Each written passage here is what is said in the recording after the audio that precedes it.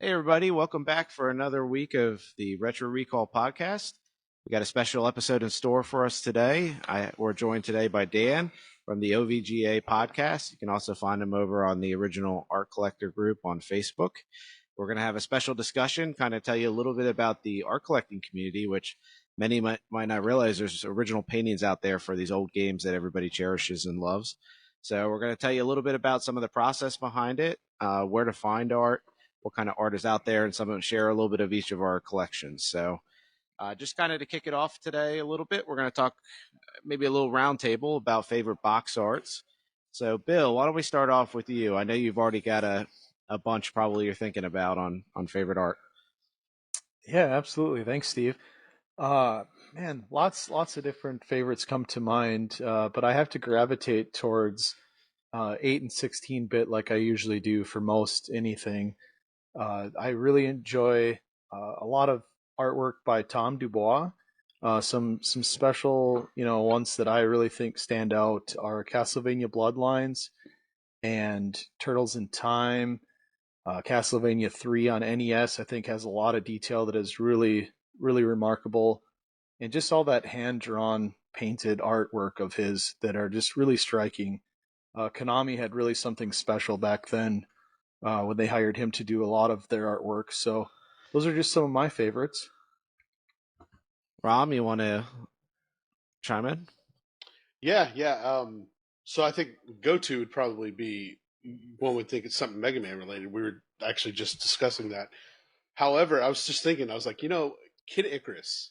It's basic because it's basically takes it from the game, but it's all about nostalgia for me. And I think the Kid Icarus box art to me is just like I don't know, it got me into the game. Just seeing, I'm like, oh, this is what the game looks like, and it's basic. I mean, I'm looking at that Sonic picture back there. It's definitely not near as detailed as that, but to me, like that kind of it's the nostalgia that kind of brings it toward me, and that's why I like it. But if we're talking hand drawn, definitely Mega Man 4, but Kid Icarus I think is at the top for me. And Dan, I know this has got to be a hard question for you, being a Yeah, I don't long-term even art know how to collector. answer this kind of thing anymore. I mean, after like 15 years of collecting this kind of stuff, I don't even know where to start anymore. I like different pieces and different artists for different reasons, like some of them, kind of like you were saying, Rom, some of them I appreciate for nostalgia, some of them I appreciate for like the quality of the artwork, some of them I just love the game. I like a lot of them. But to your point, Bill, like Tom Dubois, love his work, and I was always super interested in trying to find him. I banged my head against the wall in terms of trying to find him, like doing Google searches every day for 2 years till I finally found him, and I was super excited to do that. I have one of his originals behind me there, Blades of Steel, which being Canadian is a lot of fun for me because, it's a stereotype, but it's true. We all love hockey. And so the Dubois stuff is great because he did a lot of really kind of exciting, dynamic, over the top kind of stuff. Like he didn't do the Turtles in Time that you were talking about, Bill, as kind of a laid back sort of group. It was like the badass version of the Turtles, right? Like these looked like the Turtles that could murder you. So so he's great. And then I've come to appreciate others like Greg Martin and Greg Winters and so many others. But I mean, I mentioned those three because they did quality work and just a real breadth of work. And in addition to a breadth of work, a lot of big titles. So great images, great quality, big titles, recognizable publishers, recognizable franchises, all that kind of stuff in one. Lots of other artists were just as talented, but maybe didn't get, working on the same sort of quality of games or whatever. Yeah, and I know this is getting to become a harder question for me when I thought about this now that I've been into the art collecting now a couple years. Um, Originally, when I started out, it was all about games that I remember or kind of things I have nostalgic ties to. But as I got further into art, I started focusing in on the details and how the images were rendered. And I've gained greater appreciation for artists and titles maybe I overlooked before. And when you see the painting in person or you see the full image, sometimes you think a lot differently about the piece than you used to. 100%. Yeah, oh yeah. And, that could be to the good or the bad, right? Absolutely. Yeah. You might appreciate a piece that maybe you didn't think twice about. And then conversely, you might sort of fall a little bit out of love with a piece once you see it in person.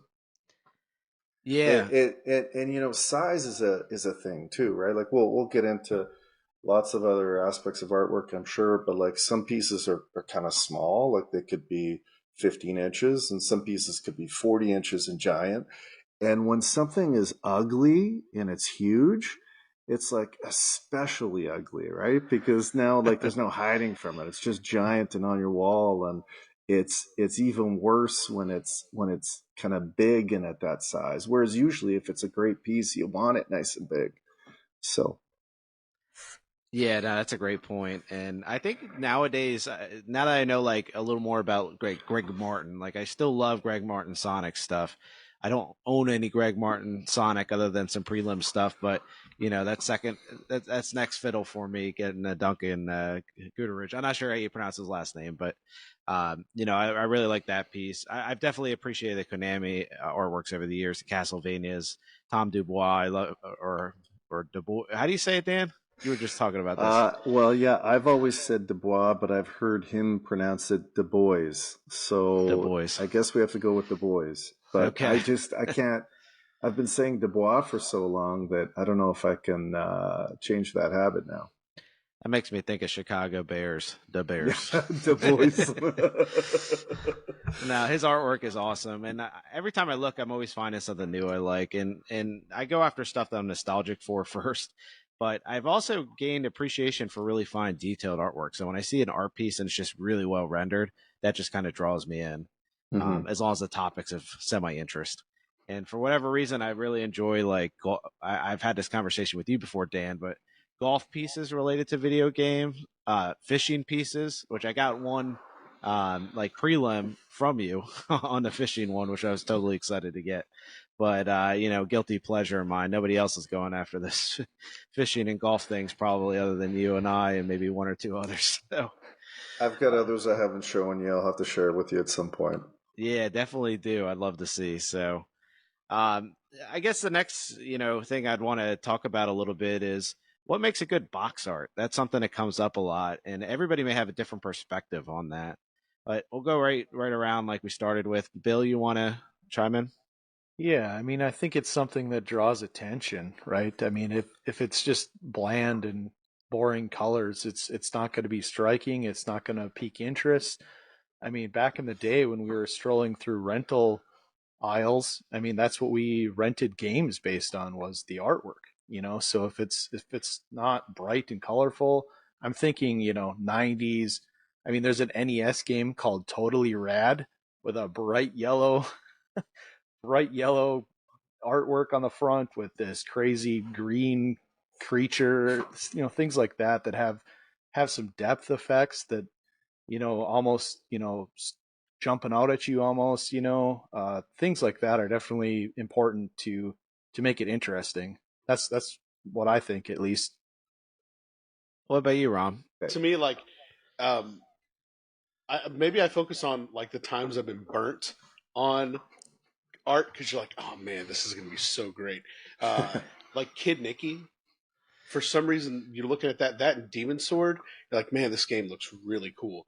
The cover art looks just really awesome, and the Demon Sword, you're just jumping really high, and that was about it. And Kid Nicky, uh, everything looks like human like, and then you're playing it on the NES, and you're like, this guy looks very dumpy and really squished together, and does not match up. And like I said, it's more of a negative.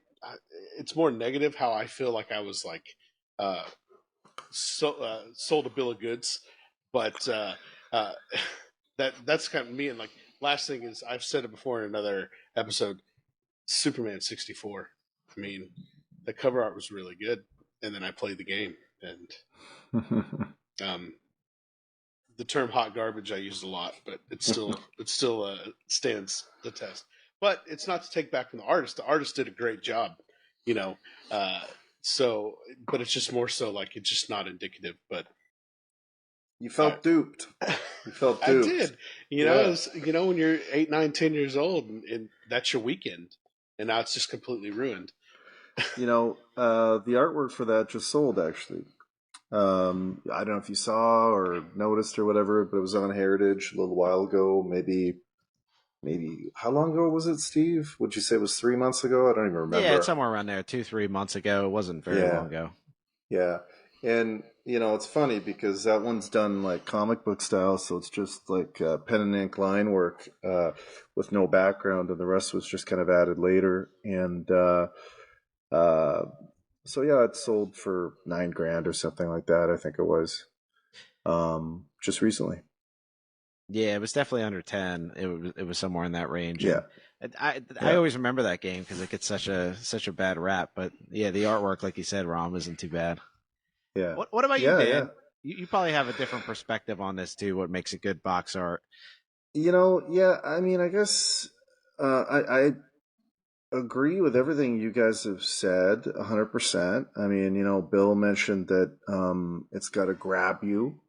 And, absolutely. I mean, the name of the game is to kind of stand out and to kind of be visually interesting, right? But I think there's two elements to that. There's like the design elements, like, you were talking about, Bill, where you've got, the layering and the logo and the bright color choice of the cardboard. Like those are all kinds of things outside the art that kind of help to accentuate the art. And then there's the actual kind of physical, like the hand-drawn part that should grab you. So hopefully it should be like a really good image, but also good design. Like I think both of those things can kind of come into how much you appreciate a box. So for me, when I think of like good box art, and I'm thinking like 80s, 90s, and I'm a kid strolling in that store looking at the old VidPro cards. Anybody remember those? You go in Toys R Us and you want a game, you got to pull the card out, bring it to the counter, get your game. And they always had the great artwork on there. Or if you're in a rental store, half the time the games weren't on the shelf. They would have some kind of printout, or they'd have the cardboard box with styrofoam filled in it. And it was always about like explosions, guns, like everything had to be bigger, badder back then. It was like Arnold Schwarzenegger, Sylvester Stallone days, and even like you look at the art for Contra. I mean, it pretty clearly looks like Arnold Schwarzenegger and Sylvester Stallone on there. And it's all bare chests and M16s, right? Like who's got the bigger gun and more rip packs and all that. Totally. What's a wilder pull you in? Like, yeah, I want to play that game than that. And I love the shooter arts back in the day too, because it was just explosions or cool spaceships, super detailed. And I feel like that really like grabbed you in back then. And for me with box arts, if it's not something I'm nostalgic for, I'm looking for that cool factor, like something that's going to look awesome. Like, wow, like, I wish I played that game, even if it was bad. Yeah, like trying to define good art is a little bit like trying to define, like it's really hard to do, but you just know it when you see it, at the end of the day. I mean, it's also subjective. I mean, I might like something that, Bill likes, but Rom doesn't like. And Steve, maybe you feel kind of halfway about, like there's no magic formula, but at the end of the day, does it grab you is the first thing I think about. Yeah, definitely. And I guess this kind of segues into a good topic, but you've been doing this a lot longer than I have, multiple times over. So, I mean, what got you into art collecting, Dan? How did you get into this whole video game thing? Yeah, I'll answer that. But by the way, I appreciate that about you because, I really like sort of the, the enthusiasm you have, and you've kind of, started last couple years ago. You're learning as you go. You're super kind of keen about it. When I listened to the first episode of this podcast, you mentioned almost right away that you'd be talking about art, and I couldn't help but smile a little bit because, it just showed your enthusiasm. In terms of how I got sucked into all this. I'd been collecting factory sealed back like starting around '02, and so I was collecting that and collecting that, and one day I noticed on the like some of the Data East boxes, and it's on a couple of the SNK boxes as well, that little FC monogram on the artwork. So there's a little square with a little FC on those. And I knew from my days comic collecting, because comics was the first thing I collected, I knew that meant Frank Sirocco, who had done some late run Defenders covers and Alien Legion and some other comics like that. And so I looked at that and I thought, so this comic artist has also been doing video game boxes. I wonder, if there are other artists I know that also worked on these boxes. How can I find out more? And I started looking at all my boxes. I went through all the sealed boxes I have, looking for everything, and there was a couple of not even artist names mentioned because most of the signatures kind of aren't there, but there was an agency mentioned on one of the boxes, and I looked up the owner of the agency. I ended up paying him for a list of the artists he'd worked for and just started contacting them. So I started contacting these guys, and kind of one thing led to another as I made one discovery and learned a little something that led to me kind of looking in another direction. It was just a giant ball of yarn because at the end of the day, like back then, there was nothing on the internet about any of this. And so it was just trying to learn as I went and just playing private detective and just chasing down what I could. The first pieces I bought, Adam Harvey had made a large purchase that was related to someone that had sold on eBay that, had a bunch. And so I bought 3 pieces from him. That included this SNES Battletoads that I have here. So I bought 3 pieces from him, and this is in 2007. Late 2000. At the time, I'd seen the JPEGs and whatever, but didn't know what they'd be like in person. Really hadn't bought any art before. Bill's eyes just lit up. That piece. Bill's eyes just lit up. I'm a Battletoads fan for sure. There you go. Glad to hear it. I love Battletoads too. You can't help but have a smile on your face when you see that. Yeah, so I bought 3 pieces for like $3,500, and so I was thinking at the time, like, oh my God, because that went a long way in '07 for compared to sealed and whatever. That went a long way, and I was thinking, what have I done? What am I? And then they came in the mail, and I was like, oh shit, like I'm going to be selling my sealed collection. I'm going to be trying to buy as many of these as I could, and that's basically what happened. So I've been just kind of doing that ever since. Just kind of got hooked like the second I saw. Wow. There was the Battletoads, there was Mechanized Attack, and there was Ren and Stimpy Time Warp all in the same package. Good old Ren and Stimpy. I love Ren and Stimpy. Oh man, they were so funny back in the day. They used to crack me up. Oh man, in high school I had a Discman and I had a Powdered Toast Man sticker slapped on it.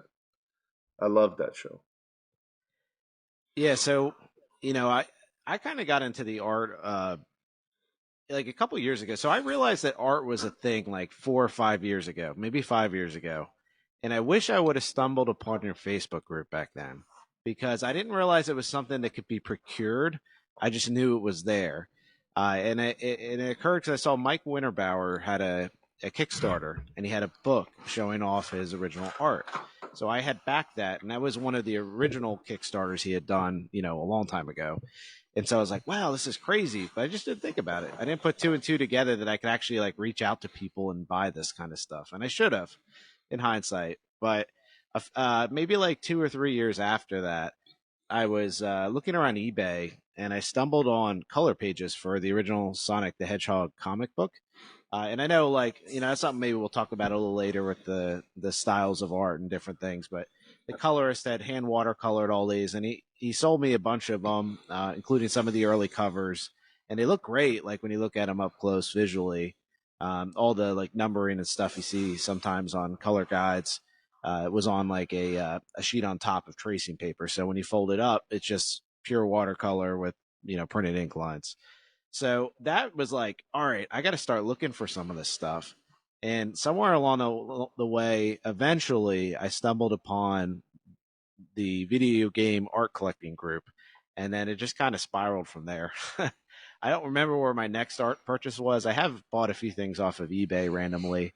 Like you had posted about Chacon the other day about that being an early, an earlier series than a lot of people knew before the video game.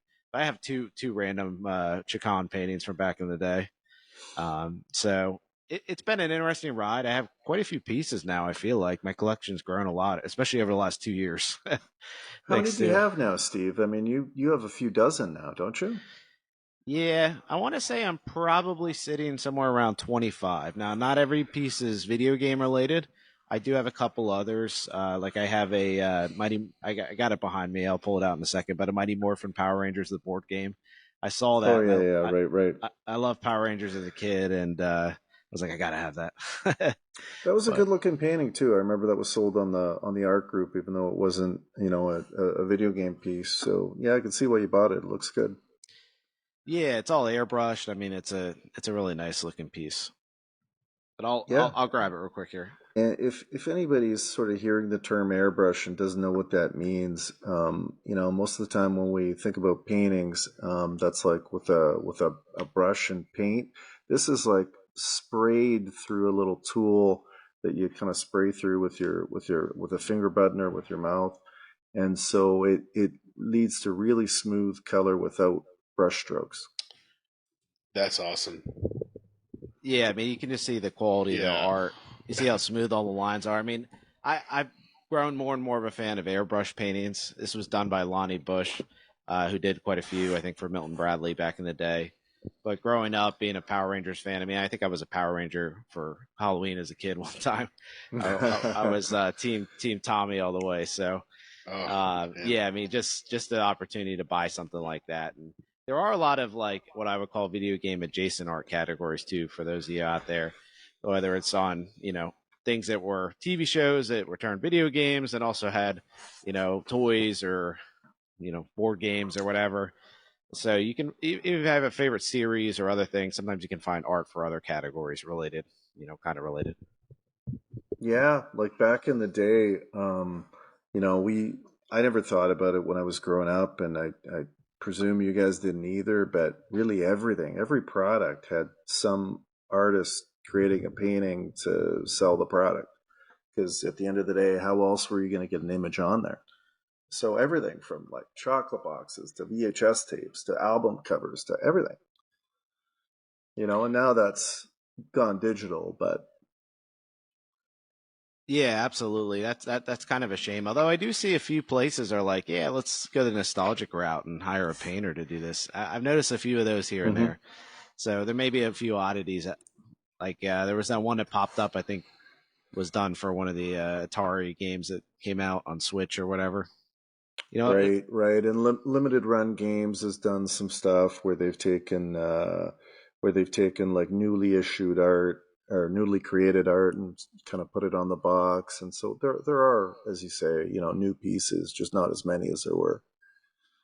Yeah. So that kind of, I mean, we should probably do a little intro around art and what are some basic terms around people. We were just talking about airbrush. What are some of the different like mediums that they paint with?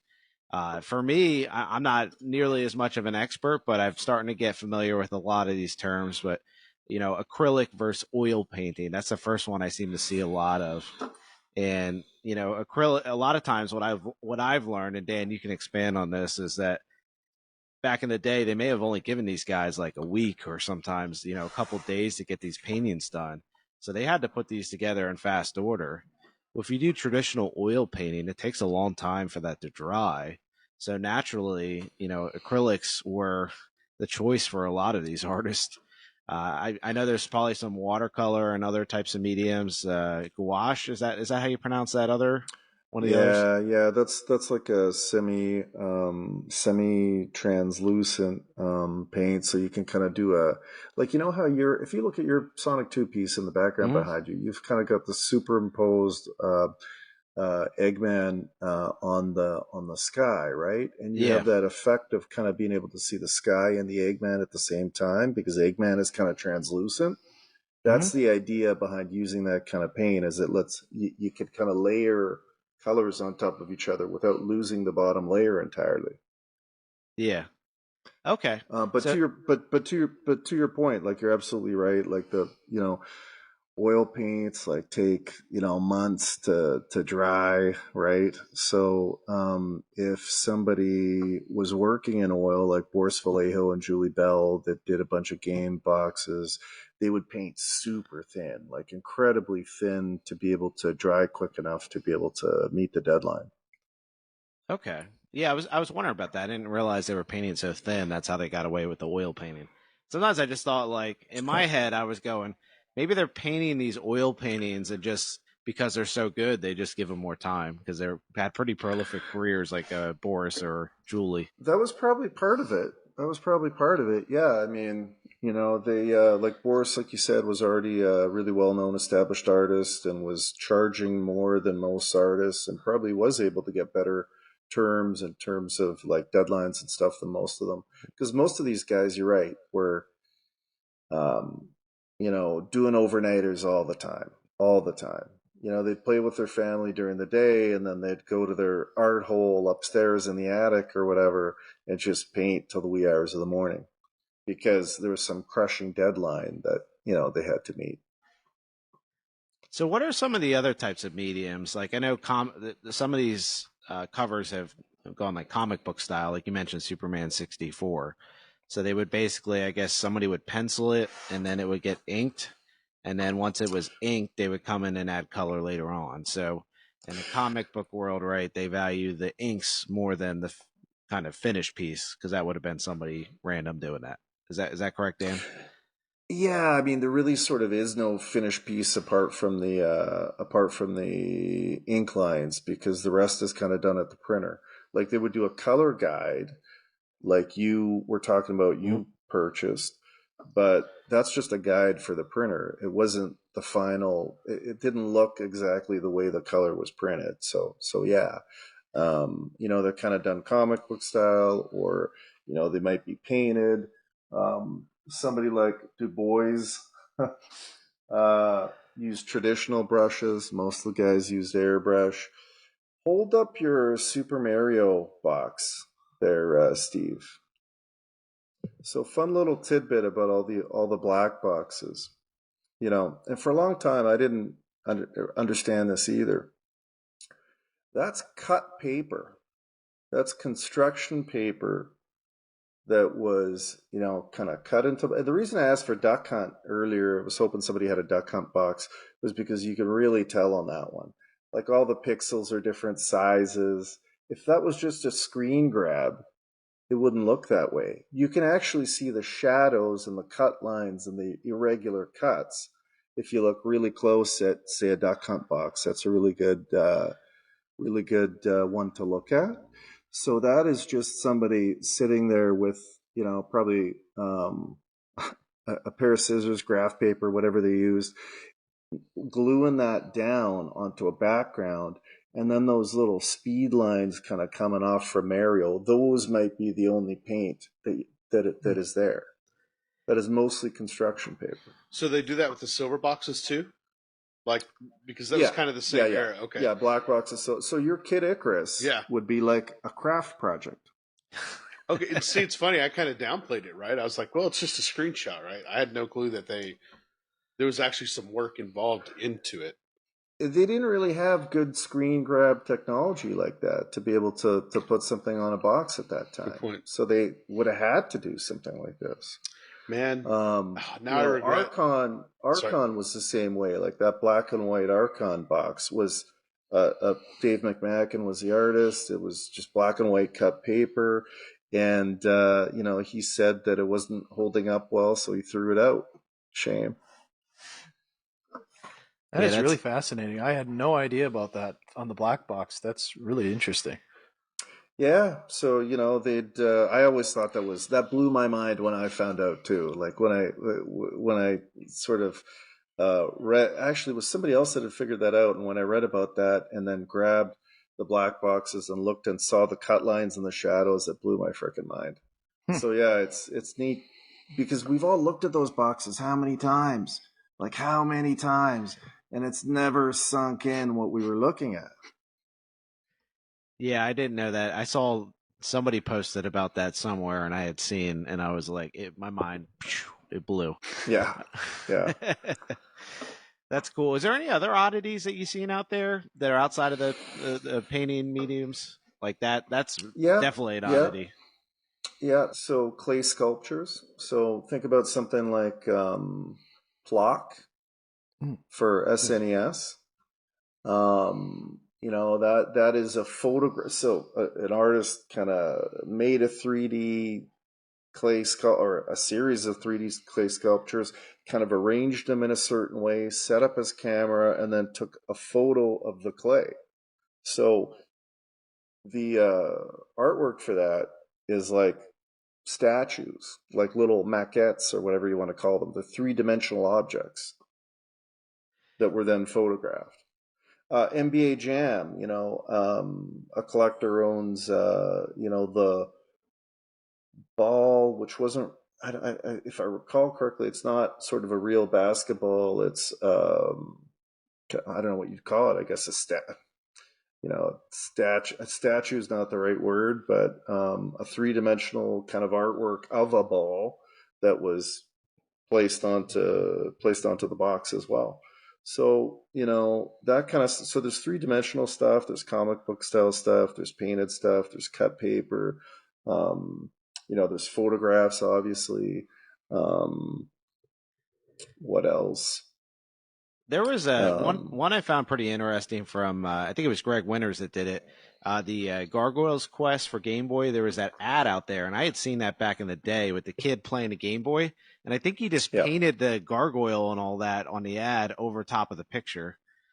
yeah. So Well, over top of a photo, yeah, yeah, exactly. So there's a photo of a kid holding a Game Boy or something. You're right, and then he painted the gargoyle coming out of it. So that was kind of a blend between a photo and in a painting. Another one, I guess, is Sonic Spinball for Game Gear.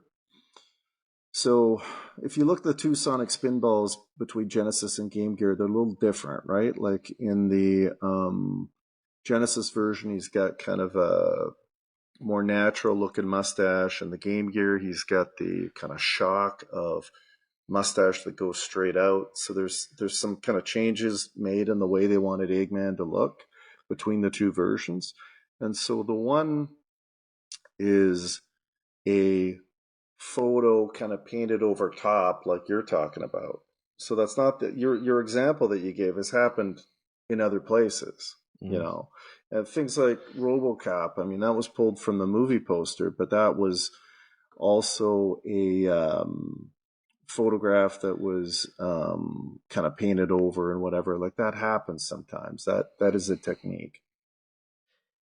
yeah, Kind of that's using that as instead of like drawing and then painting on top of it, starting with a photo and then painting on top of it to give the same kind of underdrawing effect.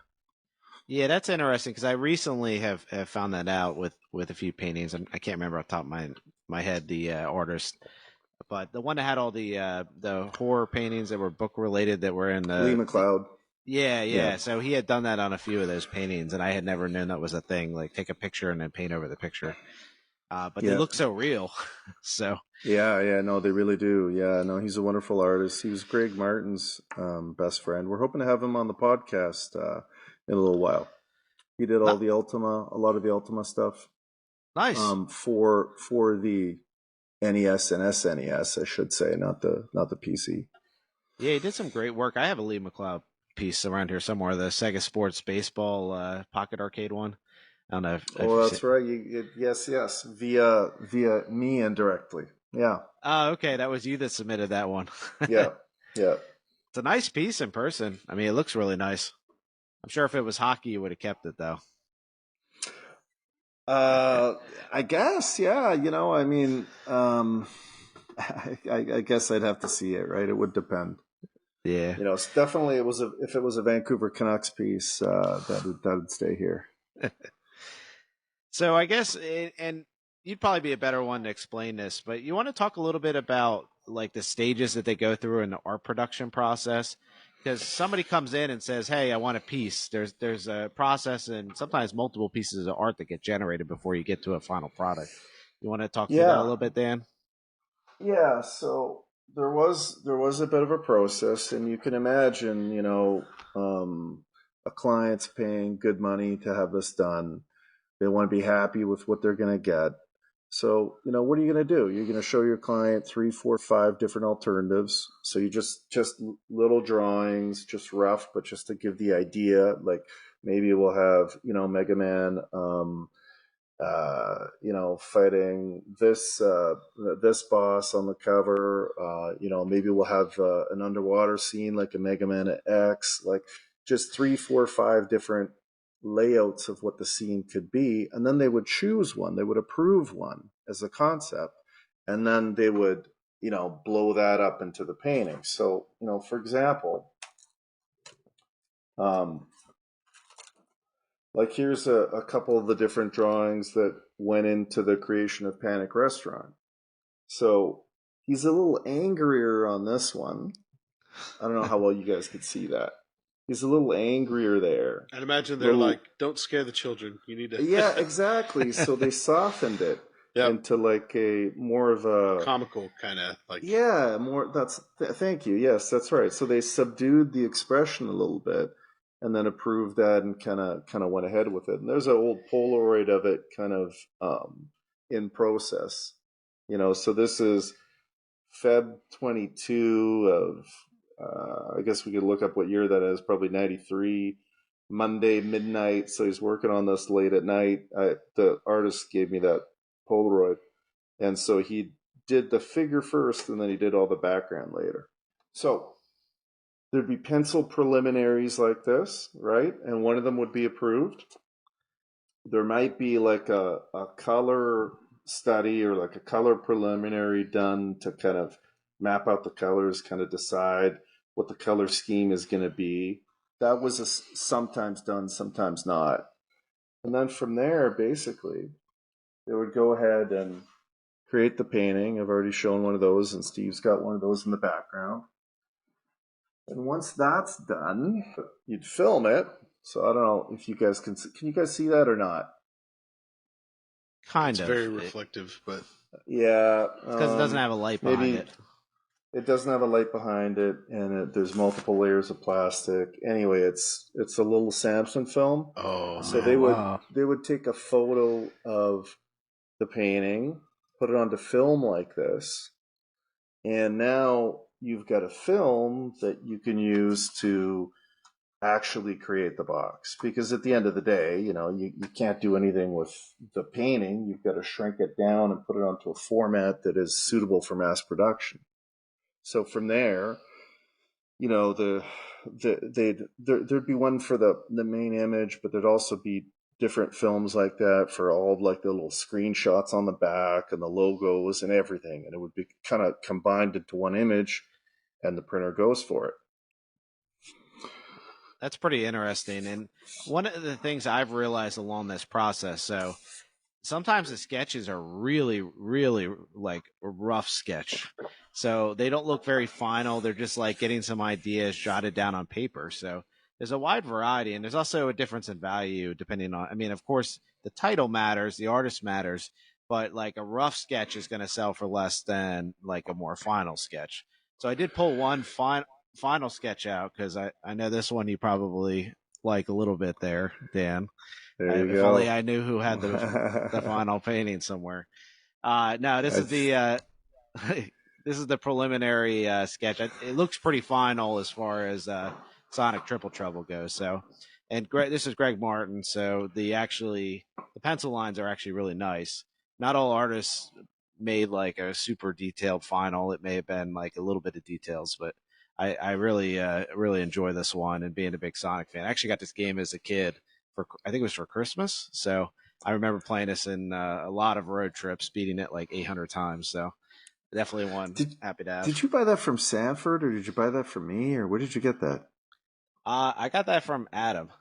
Oh, there we go. Yeah, yeah, yeah. Cool. So I got a question. Like, and so I'm more of a collector, video game wise. But we have eBay comps and we have price charting and stuff. But what do you have to kind of gauge what something is worth? Yeah, that's a really good question. I mean, there is over the past 2, 3, 4, I would say about 4 years, there have been pieces that have kind of come onto Heritage and been sold that way. So there are kind of direct public sale comps. Given that I've been doing it a long time, I also know about a lot of private sale comps that, don't necessarily, hit Heritage or whatever, but have happened. I know who's sold it and who's bought it and what it's gone for. So, some of it is just, private. And then some of it is, there are pretty good comparables for. So it really depends. Valuation is always a question. There's a lot that goes into that. And at first, Rom, you're probably wondering, like, I don't know if something's worth, $100 or 100 grand. And I felt the exact same way when I started out. Like I would see, actually not so much when I started out with game art, but when I first started tracking comic art, which I started tracking before I did game art, um, I would see like a cover to like a $2 comic book sell for like 50 grand, and like I didn't get it. And then I'd see, maybe a cover for like a $500 comic book sell for the same 50 grand. And like it wasn't just kind of a multiple of what the comic book is worth. There was other things that went into it, and now I know that that's, the artist, the image, the characters. Like, if it's Wolverine, are the claws out? Are you looking at the character's butt, or is the character facing, the cover the way you'd want it to? Like, there's all these things that go into it, and it's second nature now. But yeah, when you start, it's a bit of a learning curve, and so that's where talking to other collectors and kind of doing some research by looking at the public comps that are available helps. Yeah, and if you're wondering what kind of price range that art is in, I mean, you could get like something entry level. What would you say, Dan? Like an entry level preliminary sketch or something. You could probably get something in a couple $100 range, and then Yeah, and then it 200 goes up. bucks. Yeah, it goes up from there. So there's a lot of factors at play. I'm finally starting to get a good feel for this, and it's been a couple years, but I'm still always wondering on other things. I find a new curveball, like, hey, this wasn't published, but it's a cool image, or hey, it's a famous artist, so where does this fit in? Or maybe it's an alternate. So there's all these different things you run into as you go along. And just to show another another quick example, just while we're talking about the different processes. So with the color comps, I've noticed too. If they did a color comp, I've seen like I have a couple of them, and some of them are like slapping a piece of a very rough sketch and like a paintbrush just slapped on there just to see what the color looks like. It's not painted in the lines. I mean, I'm pretty sure my kid paints in the lines more than some of these, Yeah. but other times they actually do a really nice job. And so I think Dan already knows I have this piece, but when it came full circle for me was Mike Winterbauer was the first one that clued me into the fact that video game art was a thing. This is the color comp for Wing Commander for Super Nintendo, and it's a super clean. And once it got framed, it really looks nice, almost complete like the original painting would be. But this is not the painting. This is all looks like it's all hand penciled with color pencils. So you can get variant stages, and of course the value goes up. The final is, unless it's comic book style, would be the ink lines would be the final. But each one's a fraction of the value of the final, and Yeah, like the piece everybody sort of wants is the final published painting, because there's one of those. and that's the image on the box. That's kind of that's the big home run kind of money shot piece. But you can get preliminaries for 5%, 10%. Is a good kind of guide, maybe 20%, some exceptional circumstances of what the finished piece would go for. And so that could be a more kind of budget friendly way to collect too, where you're spending a few $100, or maybe at the most a couple thousand, to get something that's still cool, still historical, still one of a kind, but is more friendly on the wallet. Um, the finished pieces too. I mean, if it's a 3DO title that has got a crappy image, it's not going to go for very much money, even if it's the final box. Everybody is going to want the same stuff for the most part. The big splashy NES, SNES, Genesis titles are going to go for big money, because when you boil it down, like if you try and write down a list of what those big splashy titles are, there aren't that many of them. And there's only one final painting like that for each of those. And a lot of the times they don't exist, they're owned by the company, or maybe they were done in Japan, maybe the box is a photo, maybe the box is a logo. Like, when you filter it all down, there's very few to go around. Like, there's really only about 100, little less than 100 known final NES paintings out there to date, and there's about the same number of SNES, and then Genesis, I guess, depending on whether you double count the images that were used for SNES and Genesis. So, long story short, there's very, very few of them, very, very few of them, and that's all of them. And now, if you want the one that everybody wants, that's where the prices get big. So Yeah, you're the thing. telling me that I'm not going to be able to find an original box out for Chrono Trigger? Yeah, you're not. I was just eBaying that, or like looking right now. I'm like, oh man, I wonder what that's worth. Yeah, no, that would be huge money. That artist, Akira Toriyama. If you go onto Mandarake, that's this Japanese kind of toy website that's also sold Japanese art in the past. Just his little unpublished sketches for things like I forget his manga titles, like not Dr. Slump, but some of the other ones.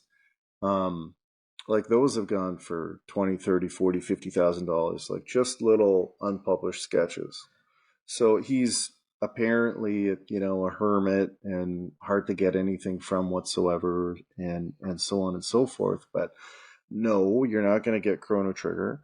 And if you did, it'd be, that would be huge money. That'd be hundreds of thousands of dollars. And furthermore, it's owned by Squaresoft. Like, for the 2008 re-release of Chrono Trigger on the Nintendo DS, those pieces were brought out by Squaresoft, and they were exhibited in Tokyo at the time. So there are photos on the internet of those originals. So of the Chrono Trigger box, the back of the box, the various scenes that were done, kind of conceptually to flesh out the game. And so, 20, 30 of those paintings, including the main box art for Chrono Trigger, were displayed and are still owned by I guess it's Square Enix now and not Squaresoft, but those are in Tokyo and owned by the company. So you're not, good luck. So you're saying there's a chance? I'm saying there's a chance. That's right. That's a classic movie. Yeah. Yeah, there are paintings that have sold out there in the six-figure range, and I'm sure there's a number of iconic ones. If they ever were to hit the market, I'm sure they would be six-figure paintings. It would take a lot to probably hit a seven-figure on something like this, I think, at this point in time. But if the right one came out, I think you could do it. Like something like, it had to be something iconic though, and it's got to really have something that's going to bring that value. Yeah, I mean, maybe if you had Mario 3 for sale, then and it got all over the news articles and whatever, then maybe that would draw in people that wouldn't normally kind of be in this sphere to want to bid on that, and then who knows. But for the most part, yeah, that's not going to happen right now, just based on the buyer pool. That actually kind of brings up a good topic is so like comic book art you mentioned before, like $50,000 for the $2 title, $50,000 for the $500 title. How do you think Yeah. the comic book art markets kind of compare with video game markets right now? I mean, all these different markets like comic book art, movie poster art, wacky pack art, because all of those, like the wacky pack trading cards, all had paintings associated with them, right? And there's a good market for those. Garbage pail kid art, Yeah. all these kind of different, pop culture segments that have artwork attached to them. They're all their own thing. It's hard to make direct comparisons to it, but certainly like comic art has just been around a lot longer and, is a lot more developed. Um, you know, but so for the most part, it's just a much bigger, deeper, wider market. But it's funny, like if you go into Heritage and you filter for what's the most expensive thing ever sold in the comic book category, and that includes video games, the comic book category. The most expensive thing ever sold on Heritage was a Frank Frazetta painting, uh, who you may or may not have heard of. He's an artist that did a little bit of work at comics, but also a lot of like paperback covers and things. And that was $6 million. And that was used on a Molly Hatchet album in the 70s. So technically, it's an album cover that is the most expensive thing that's ever sold on Heritage in the comic section. That was just recent. That was within the last, I don't know, a year or two or something. Yeah, I remember that piece going up for auction. I don't think it was Yeah. even maybe a year ago. I don't think it was super long, and they were hyping it up big time. Yeah. Well, Jim Halpern, that is one of the owners of Heritage, is a big fan of Frazetta, from what I understand, and he leaves his collection online publicly. Actually, you can look it up. He's got lots of artwork from Frazetta, from 1950s EC comics, different things. He's a big collector himself. Yeah, I've noticed like a lot of the science fiction artists, especially those maybe in that era when they were doing video game box art. A lot of them I've seen mentions on their websites of influenced by Frazetta, or they have Frazetta like paintings that they've done as a tribute to him. He seemed to be an icon So for a many. lot of these artists. So many. So, um, Bill, Rom, you may not be familiar with the Frazetta painting called The Norseman, but maybe after this conversation, or if you got it in front of you, Google it, Frank Frazetta, The Norseman, and you know, tell me what you see. You may see a pose that looks a little familiar to you, and I'm curious to see if you guys can kind of put it together as to where you might have seen that, where else you might have seen that. I think they're both Googling it right now. I can see Yeah, them. I know. I'm putting them on the spot. I'm putting them on. I'll save you some time. You got I it wrong. guess You got it wrong. I got it. Yeah, I'm looking at it. Couple. It kind of reminds me of a couple things. I don't know Oh, why really? Wizards and Warriors comes to mind a little Mm-hmm. bit, but it's almost like Bill, it Conan. sounds like you got it. Oh, instantly. The original Castlevania on NES. 100%. That's it. See, that's your angle right there. That was on But an Konami, unfair of advantage. course. He's the Mega Man guy. I'm the Castlevania guy. So yeah.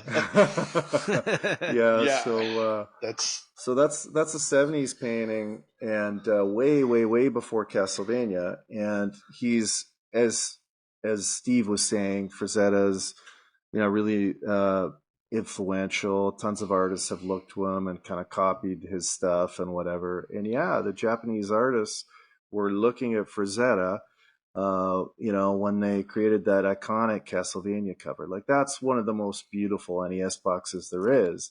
And, it kind of cracks me up sometimes when like there's this thing out there where some segment of the collecting community thinks that like Japanese art is automatically better, which, I don't know. Sometimes it is, sometimes it isn't. But the funny thing is, sometimes the Japanese art is aping Western art, and the people that are criticizing it don't even realize it. So, anyways, I thought you guys would enjoy that as an example of something that Frazetta influenced. There's also, there's a great website called, I think it's called Tracing the Influence, that shows a bunch of like retro game boxes that you might be familiar with, and where some of the images and poses and stuff were kind of taken from. Oh, there you go. Yeah. What? So what are you getting at there, Ron? This is the Famicom Disk System Legend of Zelda, right? Yeah. So you're saying that like and I think that's what a lot of people see. And I'm sorry, kind of going back to about 30 seconds ago, but I think this gotcha, with the Japanese art. Yeah, this is what people, they look at the more popular thing and like, oh man, it's so much better. So and I'm guilty of it too. I'm just like, I look at that, I'm like, oh, much better. I mean, I've got the Kid Icarus and Metroid and everything over here for the Famicom Disk System. It's just like I feel there's so much more care taken into art on the Japanese side of things. There's some of that, and I think part of it is it just all looks fresh to Western eyes. Like, it's a good point, because a lot of their stuff, like, they've got some, like, I think one of the criticisms is like the Western stuff uses these sort of visual tropes. It's kind of the same thing repeated. Japanese stuff does that too, but we just don't see it as often, so it looks fresh to us. It's like, but to your point, there are some really wonderful kind of images that came out of Japan, for sure, no doubt. Just I was mentioning Tracing the Influence. Yeah, right. If anybody's interested, check that website out. It's got a lot of cool instances of where Frazetta art was used in different box covers, where Boris Vallejo stuff was used. Where you mentioned at the beginning of this, Steve, that the Contra cover looks like Schwarzenegger and Stallone, and that's a common misconception. But if you look at that website, it'll prove to you that it's actually Schwarzenegger and Schwarzenegger. It's two different stills of Schwarzenegger from Predator. I knew there was a tie to Predator for sure. Yeah, and it's got the exact like moment in the film, kind of frozen, where you see both of those poses, or the two moments. That's interesting, and you mentioned the Japanese art. Just kind of touching on that a minute. I found that there's some Japanese art to me that's like awesome looking, and some of it just kind of looks kind of silly to me. Because I don't know if I'm just not a big fan. Like, Ron, what are your thoughts on the Rockman stuff? Like, I don't really care for it. It's more. Maybe I hope I'm not starting a fight. No, you're good, man. No, I like them all. I mean, I've got them all. It's more consistent, I think, on the Japanese side. But watching your YouTube video about how the Mega Man 1 art came to be, it makes sense now. But it to me, it's just the consistency of it, and I like them all. But yeah, they're very consistent, but I never found they drew me in. Like, to Bill's point about what makes a good piece of box art, like, does it draw you in? Does it excite you? Is it fun to look at? Like, I just kind of felt like it was kind of, they were the characters. It's kind of generic. Yeah, I think 4 was the one that really drew me in. I played the other ones, but 4 was the one that I actually sat down and I beat first. And then are we talking about the Western or the Japanese now? Well, sorry, you were talking about drawing in the U.S. version. Okay. But see, I didn't really touch the Famicom stuff until 3-4 years ago, so it doesn't hit me as much as 1 through 6 for the NES. So maybe as a kid it might have done something different to me, but I already had that misconception in my head about the U.S. artwork. So might not be a fair assessment. And you're right. Like going back to you saying, just the fresh eyes, like you haven't seen something like that before. Um, to me, honestly, it's not the art; it's the cartridge colors and stuff. It's just not boring like the NES stuff. So, and immediately, I don't even have to look at the artwork, and I'm like, oh, this is already cooler. Um, so it's probably an unfair assessment, and you have a point. Right? You've got a point when it comes to uh, just the different styles. No, I mean, I think maybe what you're trying to say, let me know if this is right, is just that, freshness, novelty kind of plays a factor. Yeah, I mean, you brought it up perfectly because we're not used to it. I mean, I went to Japan a few months ago and just was in awe of everything, and just Oh, that must have been fun. I'd love to go. it was amazing, and it was just the amount of care they put into everything, and it shows. And you're looking at how they preserve this type of stuff, and it just maybe I'm just drawn to it more too, but yeah, it was amazing. So going on that experience too may tie you to it a little bit, seeing all that and having it brings you back a little bit of memories from your trip. For sure. So also like even one thing I've noticed is even if you go to like European art, so you had the PAL boxes. I mean, sometimes they would be the same as the American one, or other times they would use artists overseas. So they had a little bit of different variety as well in their styles. And I pulled one more out, but also to illustrate like not all box arts are huge. This one is Marsupilami for Sega Genesis. It was the same over in Europe.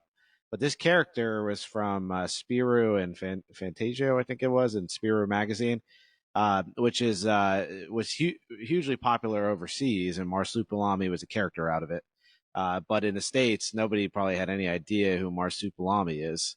And this is was made by a French artist, so this was made overseas. So it's a little more watercolor. I don't know. It could maybe be mistaken for a U.S. box art, but it's not as like edgy and stuff. I feel like as you would find over here in North America. Yeah, it's and I grew up, or I was born in Europe, so I grew up on like Asterix and Obelix and stuff like that. So it's along those lines. That whole tradition of European comics. It's very different than the American stuff. Yeah. So one of the things that we didn't touch on yet is when you are getting into art collecting, there are not only different stages of the art production, but there's different ways they get published. So we talked a lot about box art today, but there's other areas that you can find paintings, and collectors kind of value them differently. Again, like image matters a lot. If you think it looks cool, somebody else is probably going to think it looks cool.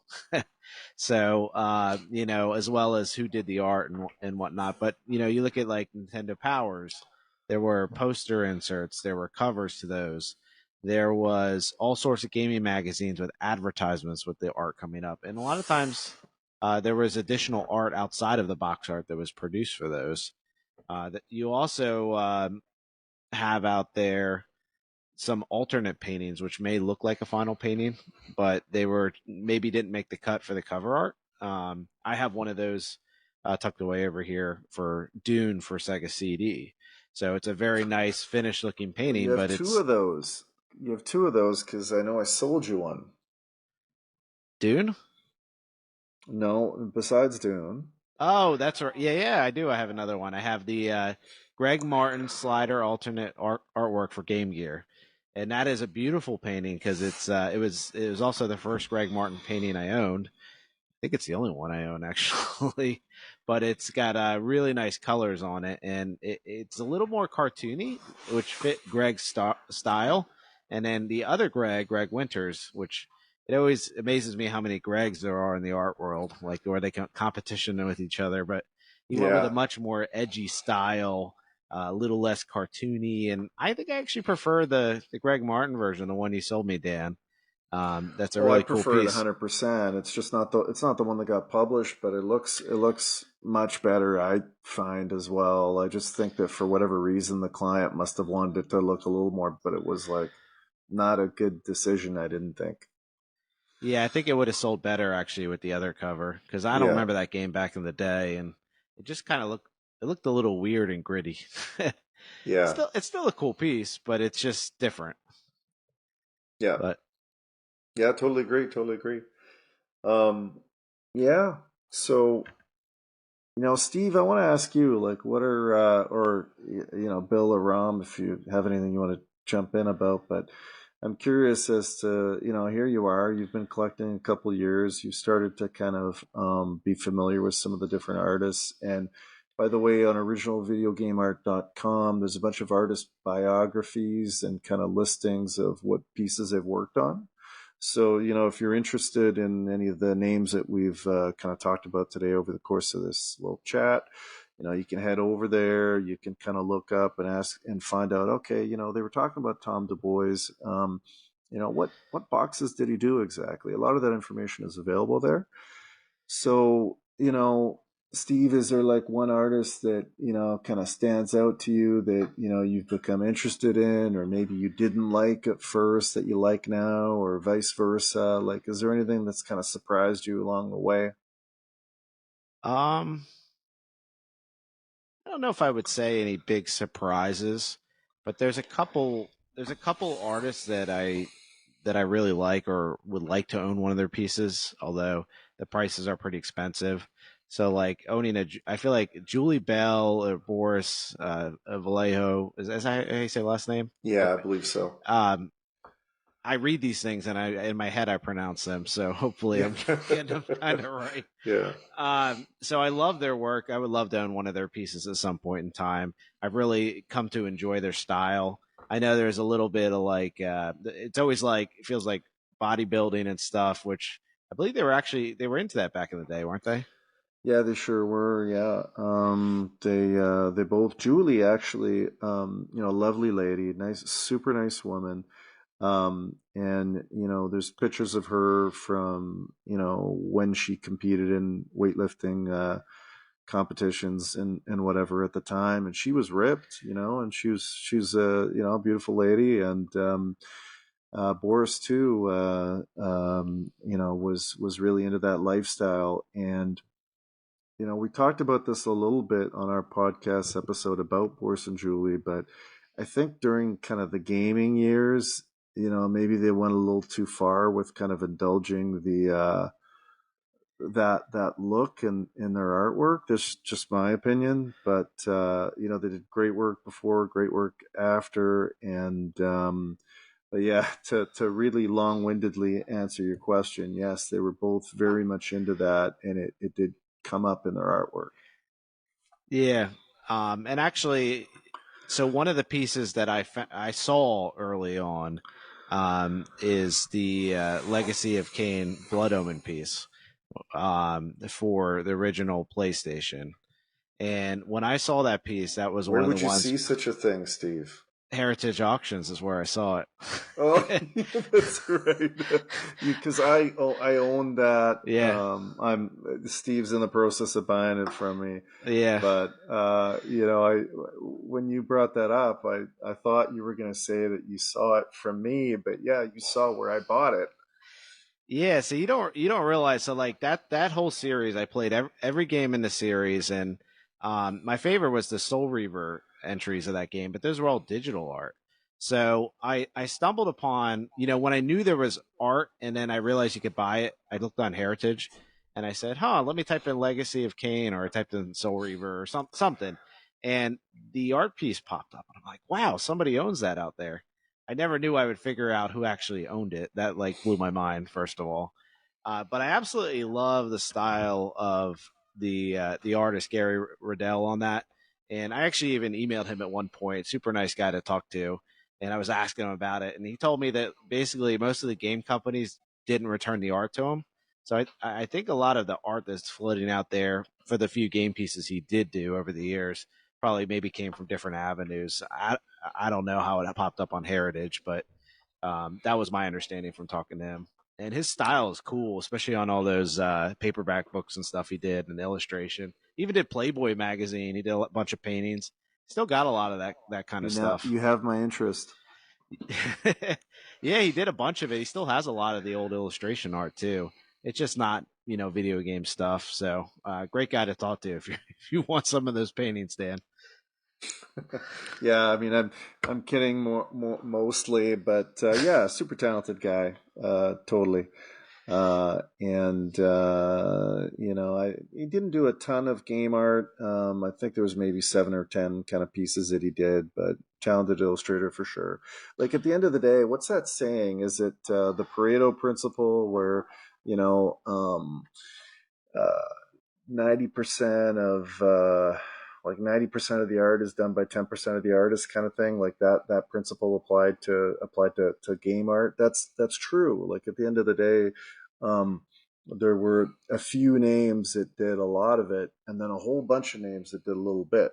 So there are guys like Greg Winters that did 100 pieces, but and there's a few guys like that, but then there's a whole bunch of guys that did two, three, four, one, three, one, two, you know.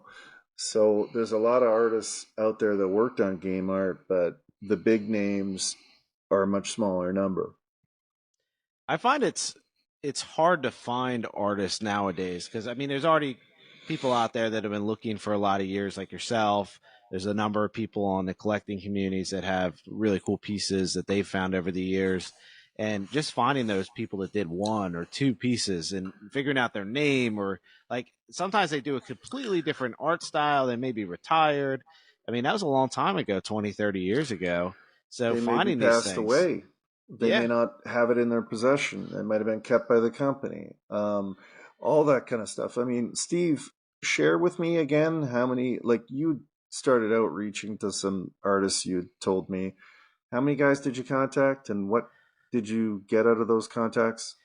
I have reached out to, actually I have a list so I don't double up on any of these. It's that long. Let me see. It's about 110, and I have gotten probably one piece out of that.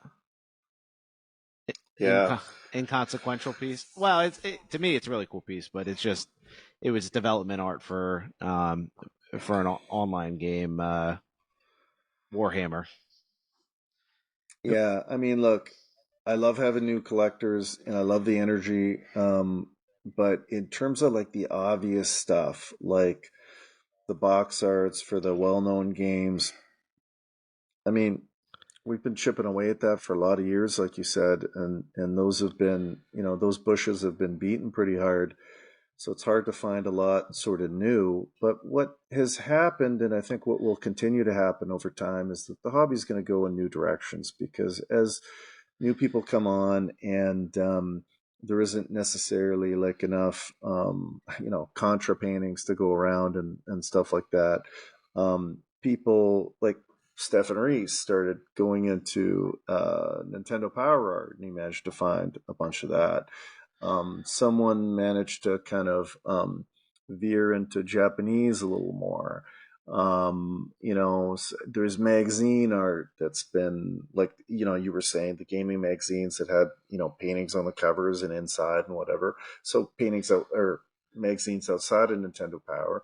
Um, Things like concept art. So, if you look at Heritage's list of upcoming auctions, I think in May there's a concept art auction for Knights of the Republic, the Star Wars Bioware title, and so there's going to be a little auction there of that material, and so that's in-game art now, not to do with the packaging.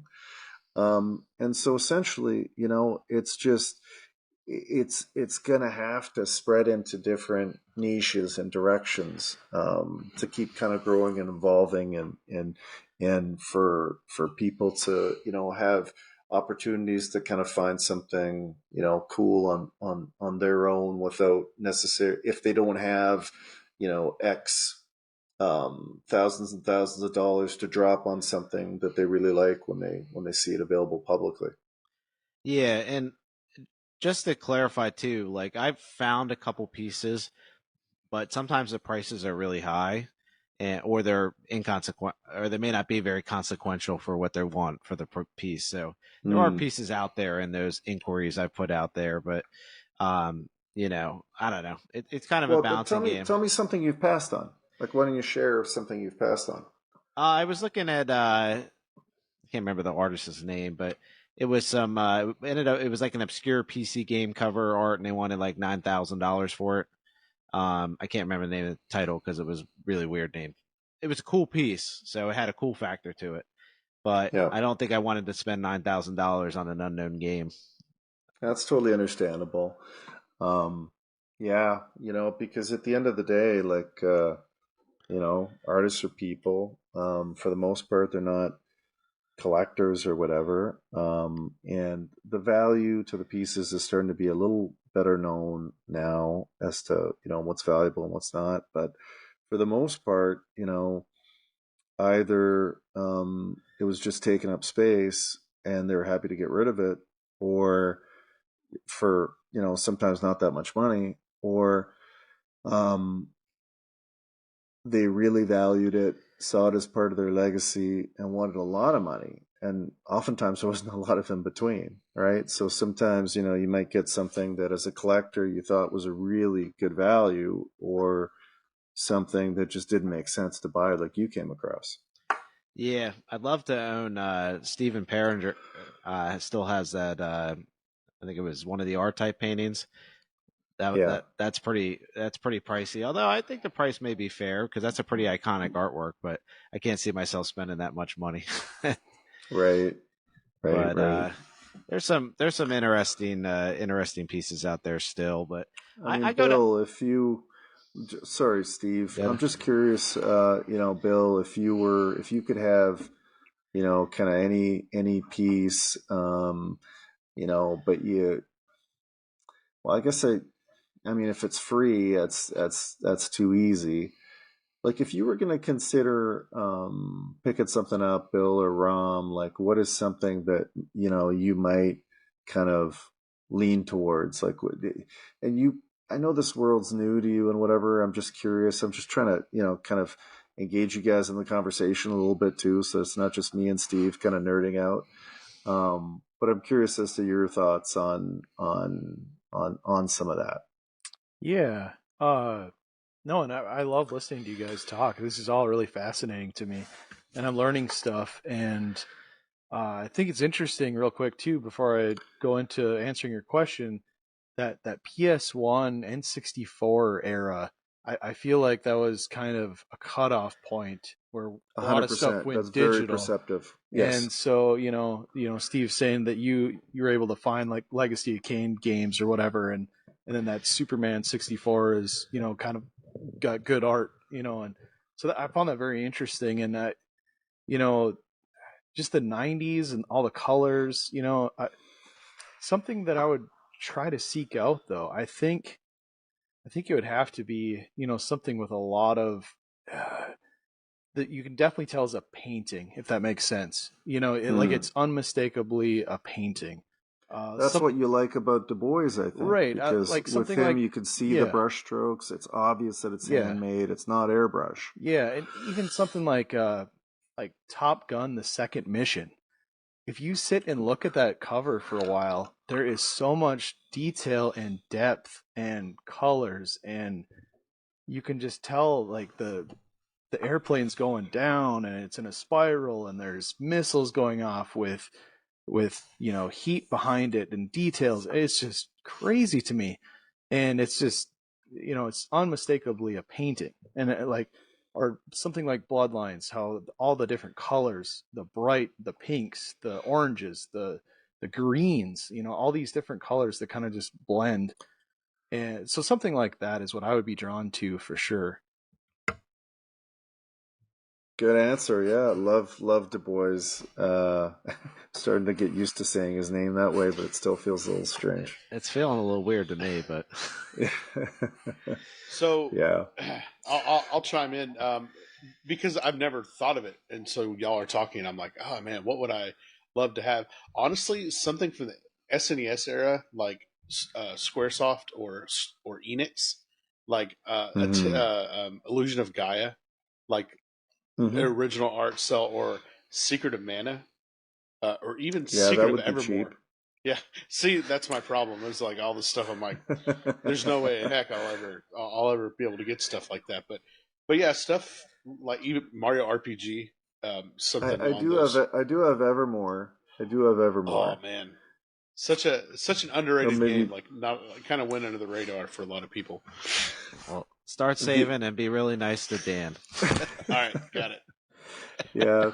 The artist Dave McMacken, who we talked about previously, who had done that Archon cut paper piece, um, found him many years ago, and he had it on his website, kind of available as one of his illustrations for sale. And he called it Crab Attack on his website. I always kind of chuckle about that because, fuck, like Secret of Evermore means nothing to him, right? I mean, at the end of the day, he illustrated it, but he didn't have any particular connection to the game, didn't really, didn't play it or anything. And so, 20 years later, when he's uploading it on his website, who knows if he remembered what it was for? He called it Crab Attack. It's funny the different perspective they had on it. Yeah, I looked at that and I was like, that's not a crab, that's Secret of Evermore. get it now. I'll take that one. Yeah. And I'm looking at it right now on Heritage Auctions. They have the Gex front cover. Yeah, that's right. That's one of the pieces coming up. Yeah. But why? There's not also have, Ghoul Patrol. I saw that one. Ghoul Patrol is another good one. So what's the reasoning behind not having the title on it? Is it just this is what he presented and gave it to the company and then they slapped the logo on? Or That's a great question. That is a great question. The overwhelming majority of the original pieces don't have the logo on it. I think it just there's a few that do, but for the most part they don't. Okay. I think it just gave them greater flexibility to be able to move the logo around and get it where they wanted and get all the elements around. If that was a separate painting, Right. And those logos are separate paintings, and it makes sense because it's the long box too, because it came out on 3DO and Saturn, and was it big box PlayStation? So long box PlayStation. So okay, that makes sense. So the Gex title would be a separate illustration on a separate piece of illustration board, like a totally different painting. And there is a market for those too. It's not the same as the market for the actual cover art. I've had a few of them, but they're surprisingly hard to find. They're actually harder to find than the actual main images. I think because it just, they weren't the main images, so they weren't really kept and whatever. And, right. To me, they aren't really that exciting either. Like, they're cool, but they're not really what I want. I don't want 3 letters that say Gex. I want the big image with the character and the background and everything. Yeah. Man, I'm going through a lot of this stuff. I just found the Rogue Squadron one, which is really cool looking. Now, Steve, you glossed past something real quick, and I got to get back to you. You said you said an online Warhammer game. So you have something from Warhammer Age of Reckoning? I do. Oh my gosh, you're gonna. You want to see it? I'll show it to you. Let's see it, Steve. Let's see it. I freaking love that game. Yeah, so I think it actually was. I found a final image of this. So it was concept art that was hired out. It was Ralph Horsley. I'm not sure how to pronounce his last name, but he's done a bit of art for that sector as well as other. And he's a really talented guy. And I just really like this stuff. So I messaged him one day and he said, yeah, I did 2 paintings. He had one left for Electronic Arts, hired him to do it as a concept. And I found a kind of finished image online with a logo and stuff. And it had some of the items in the image blanked out. And I think that was like the stuff that didn't make the cut. But given that there is a kind of final image, it must have been used somewhere, wallpaper or something. So, yeah, I'll grab it real quick. You guys can chat while I'm grabbing it. Yeah. Mm-hmm. See, this isn't good for wallets, man. Just looking at some. What's that? This isn't good for wallets. Looking at some of this stuff now. I've never thought. But then we're talking about art, and then I'm looking at behind me, and I have this white space all right here.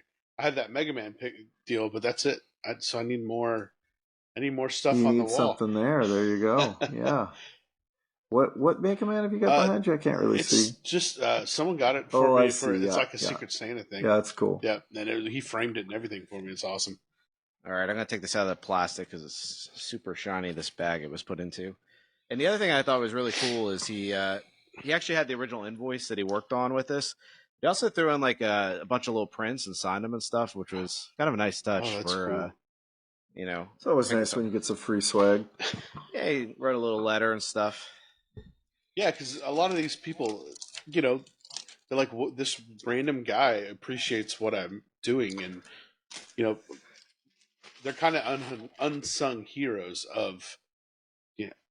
Oh, that is so cool. I don't know if I showed you this piece, Dan.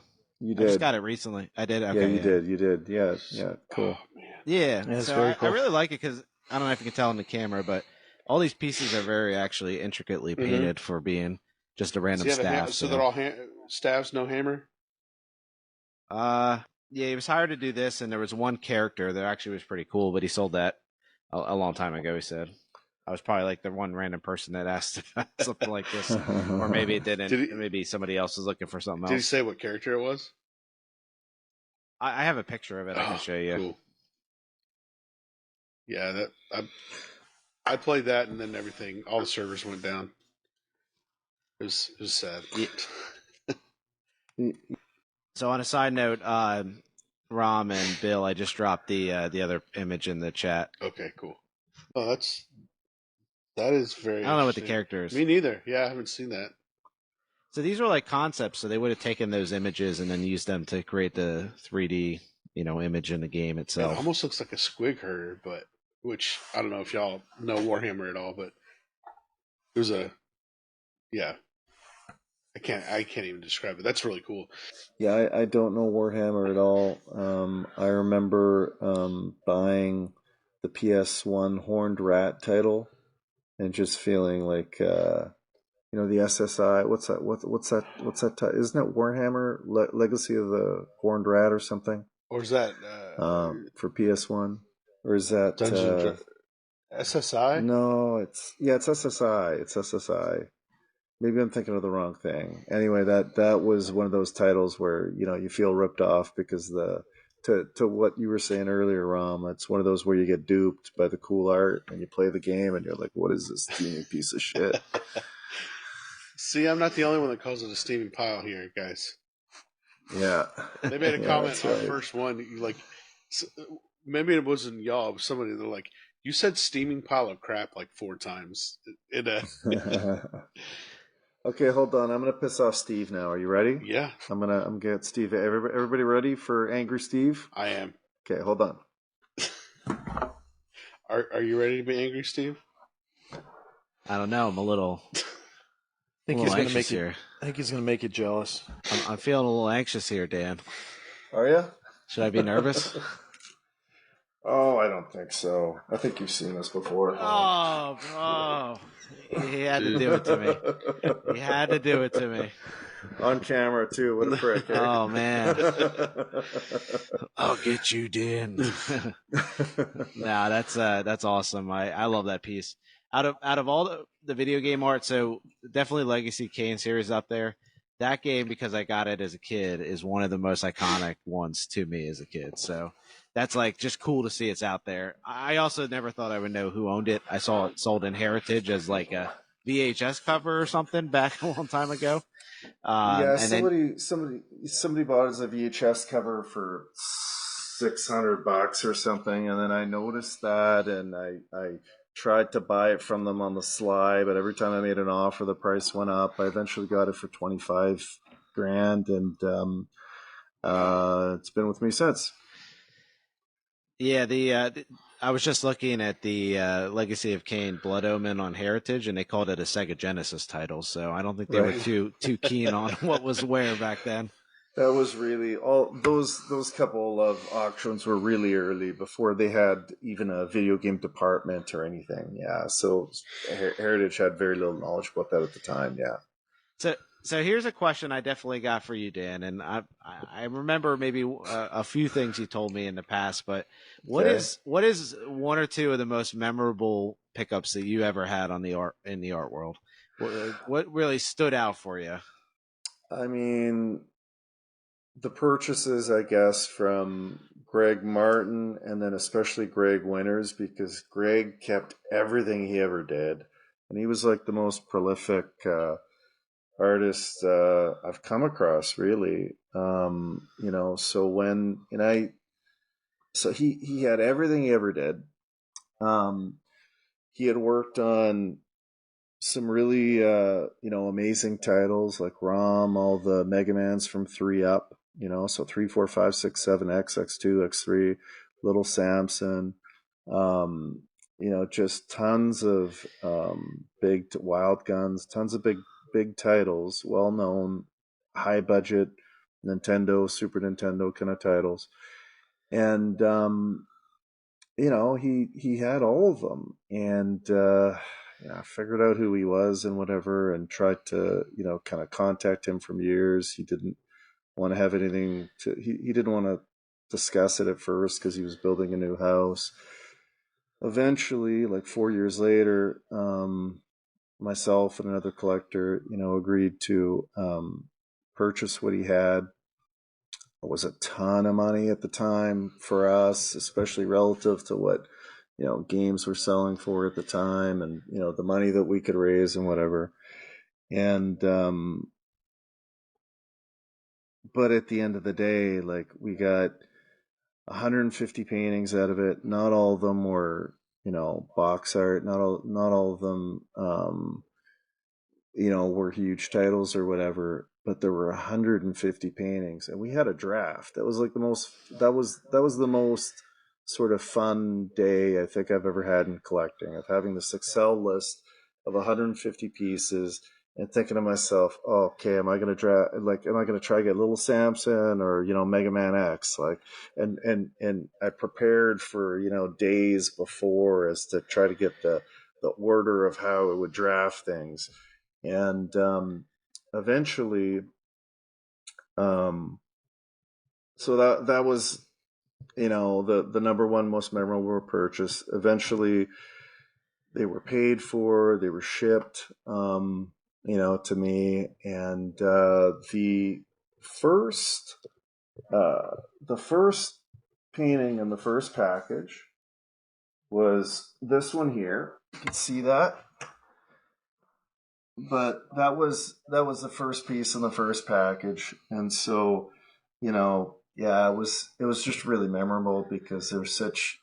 I mean, when I first opened that package, I sat and stared at this for like 30 minutes before even going on to the next one, and there were 20 paintings in that first package, and I just sat there for hours looking at them all. So that was, bar none, I don't think there'll ever be an opportunity for me to have a cooler kind of moment in collecting than receiving that first package from him. It's pretty wild, guys. All right, Yeah. let's say you're in the draft, Rom, because you're the big Mega Man guy. Mega Man 3 through X3. Which one you drafting first? 4. And which one you drafting last? 4, and honestly, probably like. Well, the Game Boy ones too. Don't forget. Game Boy ones are okay. pretty. Yeah, five cover art is really cool. I like 5 on Game Boy, but definitely 4, and then probably 7 looks really cool, but 7 would be at the bottom of my list, I think, just because to be honest, I've never played 7. I've just stuck to the 8-bit, and the Game Boy. And what's funny about saying last is those are all beautiful paintings, so there's no loser in that lot. For sure. I'm looking at that. That's right. Yeah. I mean, I've barely seen the cover art for 7, but it was amazing. Thank you for showing us. When we drafted them, I think the order went X3, I think it went X3, X2, X. Those were the first 3, and then then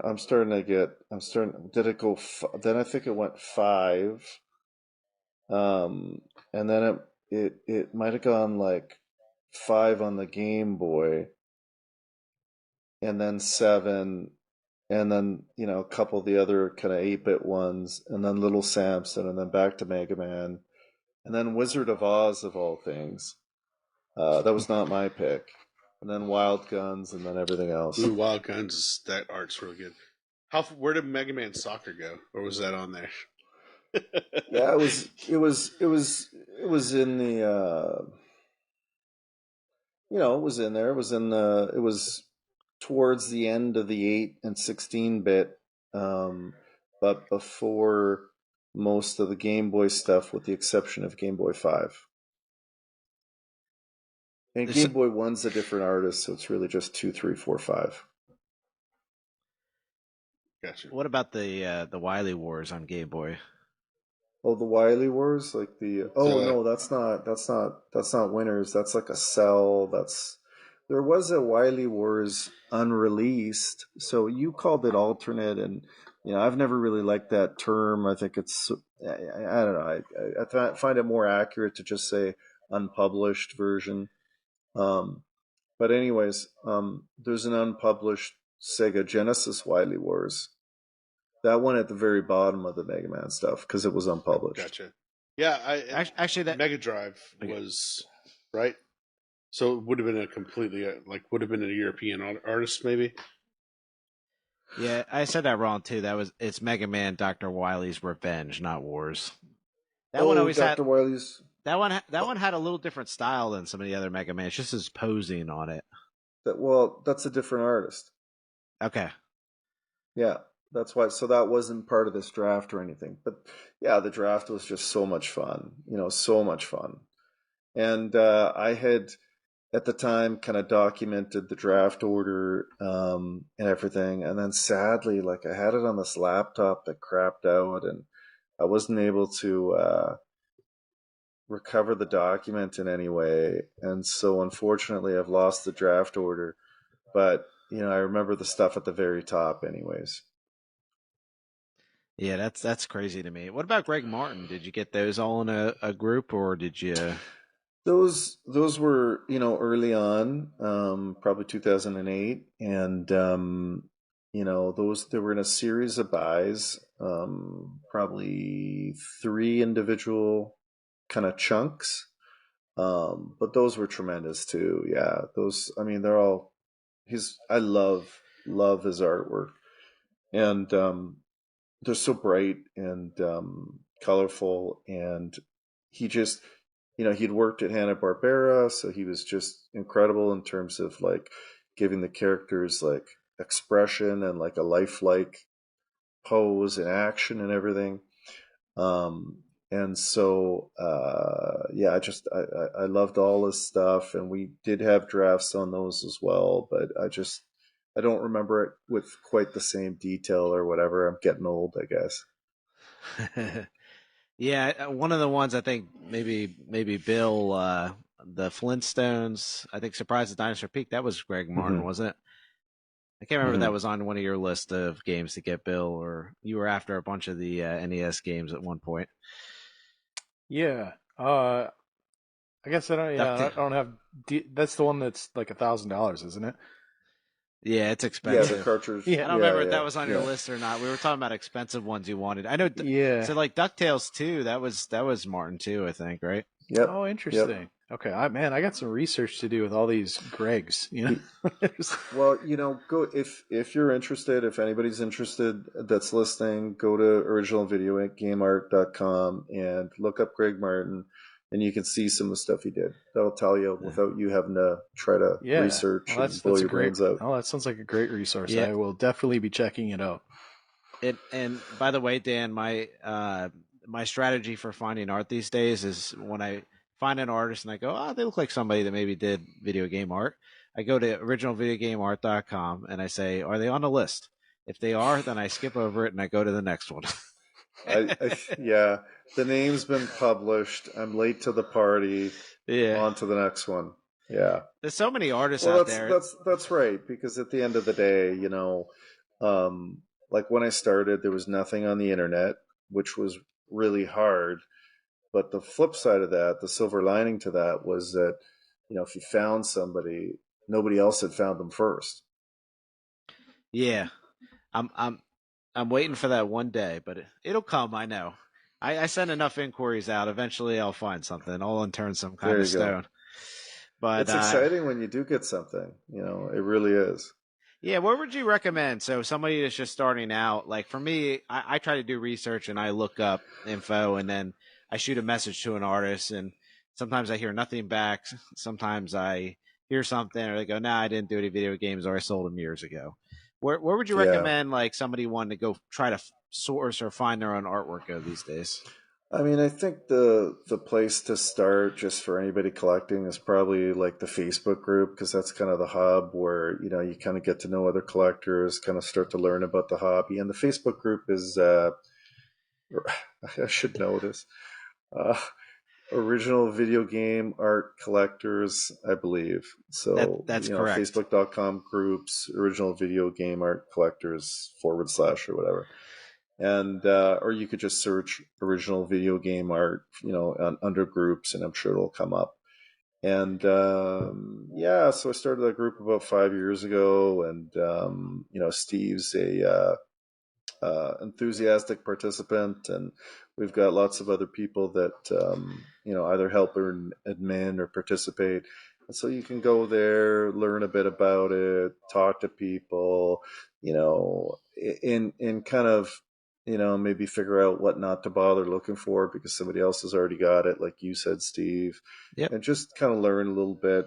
I mean, in terms of where to find things, I mean, quite honestly, the answer is anywhere you can. I mean, that's the approach I take, because at the end of the day, like, no one's gonna hand it to you on a silver platter if it's something that hasn't been found. And if it's something that's been found, they're gonna want money for you to pry it from their collection. But there's also stuff that's publicly available on Heritage. I mean, look, in the course of this conversation, we talked about Gex and we talked about Ghoul Patrol, and there's one or two others. There's a 3DO cover, Crash and Burn, and there's also what's the last one? There's another published box art on Heritage right now too for the signature in February. There, And then in addition to those four, there's about another 25 that are preliminaries or in game or magazine or whatever. So okay, there's four published box covers available right now, but there's like 30 if you take the broader view. And 26 of those 30 are going to be more reasonably priced as There's well. a Maniac Mansion. I saw yeah, that. that's right. There's a Maniac Mansion kind of promo piece or whatever. there's a couple more It's box not a arts bad on place there. to start. There's a couple more box arts on there too. There's a McGinty PS1 Yeah, Pitball. cover. That's right. Pitball, Yeah, yeah. Pitball. I think there's one other McGinty in there too that popped up. Nitro Racers. That's it. Yeah, 3DO. Yeah, but yeah, 3DO. Right. So I guess there's five. Yeah, I guess there's five. Yeah, and if people are wondering what kind of prices they go for and stuff, I mean, it's really hard to say. You don't know until auction day in some sense. But I mean, when it comes to those pieces, like the 3DO stuff is going to be, less valuable. That's going to be kind of, like I would guess that those will be kind of 2 to 4K or something. Whereas something like Ghoul Patrol is going to be in 5 figures for sure. It's just a matter of, is it going to be 15? Is it going to be 25? Is it going to be 30? I mean, it's going to be something like that, because that's a full-fledged Super Nintendo title, decent title. It's cool. That'll get some money. It's a cool piece of art. My guess was over 20. Yeah, that's my guess too. Yeah. The Gex one's an interesting one. I'm not sure where that one lands. I definitely think it's a 5-figure piece, but I'm not sure where that one goes. Yeah, I don't know either. It's a little interesting in that it's got a little minor condition issue. There's a little bit of water standing at the top. I tend to think that that's kind of 5 to 10 somewhere, but I guess we'll see. Man, yeah, I guess we'll see. We could probably have a whole other discussion about arcade art. I just saw the. Well, you're right. You're right. Simpsons has it looks like a photocopy of the Simpsons arcade game. You don't know the joy you just put into Dan's life when you But like I mentioned said, arcade that's a art. whole other probably 2-hour Say, conversation. well, bring up pinballs and he'll get really excited. Yeah, that's I meant to ask, I forgot, who on the call is into pinball? Anybody? I mean, I play, but yeah, definitely. I've seen enthusiasts, and I don't scratch the surface on that one. Gotcha. And Bill, you're not much Just of an enthusiast. casual. I mean, if I stumble across real pinball, at a barcade or anywhere that you can still find one, I'll stop and play it. But I'm not good at it or practiced or anything like that. But it's definitely really cool to see. I enjoy video game pinball. Honestly, Yeah. I have a lot of games in my collection that are pinball games. So, but I'm not. Yeah, something I'd actually like to get into at some point. It's interesting to me for sure. The reason Steve brings it up is because he knows I'm a spaz for, because look, pinball cabinets are the same, right? They're a product that needed artwork to attract customers. So there's pinball artwork out there too, right? And there's one artist in particular that I'm a huge fan of. That I brought a piece to show if you guys want to see it. Um, but I'll just drag it out, and well, you know what? Whether you like it or not, I'm going to show you. So. Well, I'm excited. Oh yeah. So, as you guys will have seen, like almost every square inch of a pinball machine is covered in art of one kind or another. To make it pop and make it stand out and whatever. But at the end of the day, like in the same way that the box art is sort of the big deal for the video game, for the pinball, it's that back glass, right? That's got the huge image. That's what pops. That's how you remember the game more so. So this is the painting for Medieval Madness, if you've ever played that. And John Yossi is the artist. He's incredible. I love his artwork. And I figured since there was going to be four of us on the call, I was hoping there'd be one other pinhead. But if you guys have at least played a little bit and maybe you've seen Medieval Madness, you can see like this is the painting that they then photographed and reproduced as the back glass. I think you showed me that piece before. That's an unbelievable piece of art just in its own sake. Not even. He's so good. He's so good. And the thing with pinball art that's really cool too is that they were such big budget projects that like the video game artwork, there was a lot of tight deadlines and whatever. The pinball guys had more time.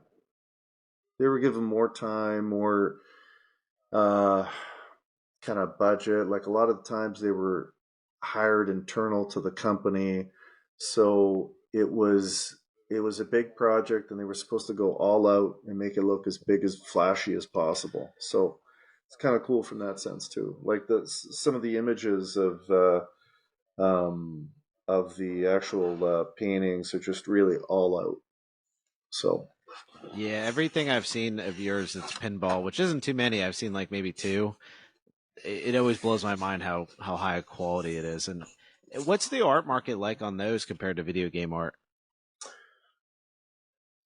well, Are they more expensive, or in general? I know that it matters the piece, but the artists are so you know I would say it's less developed.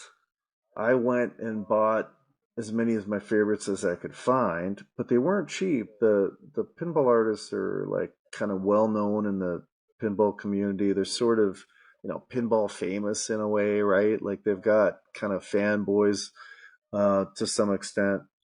And so I don't know if it's because of that or because of maybe it's just because of all the work they put into them.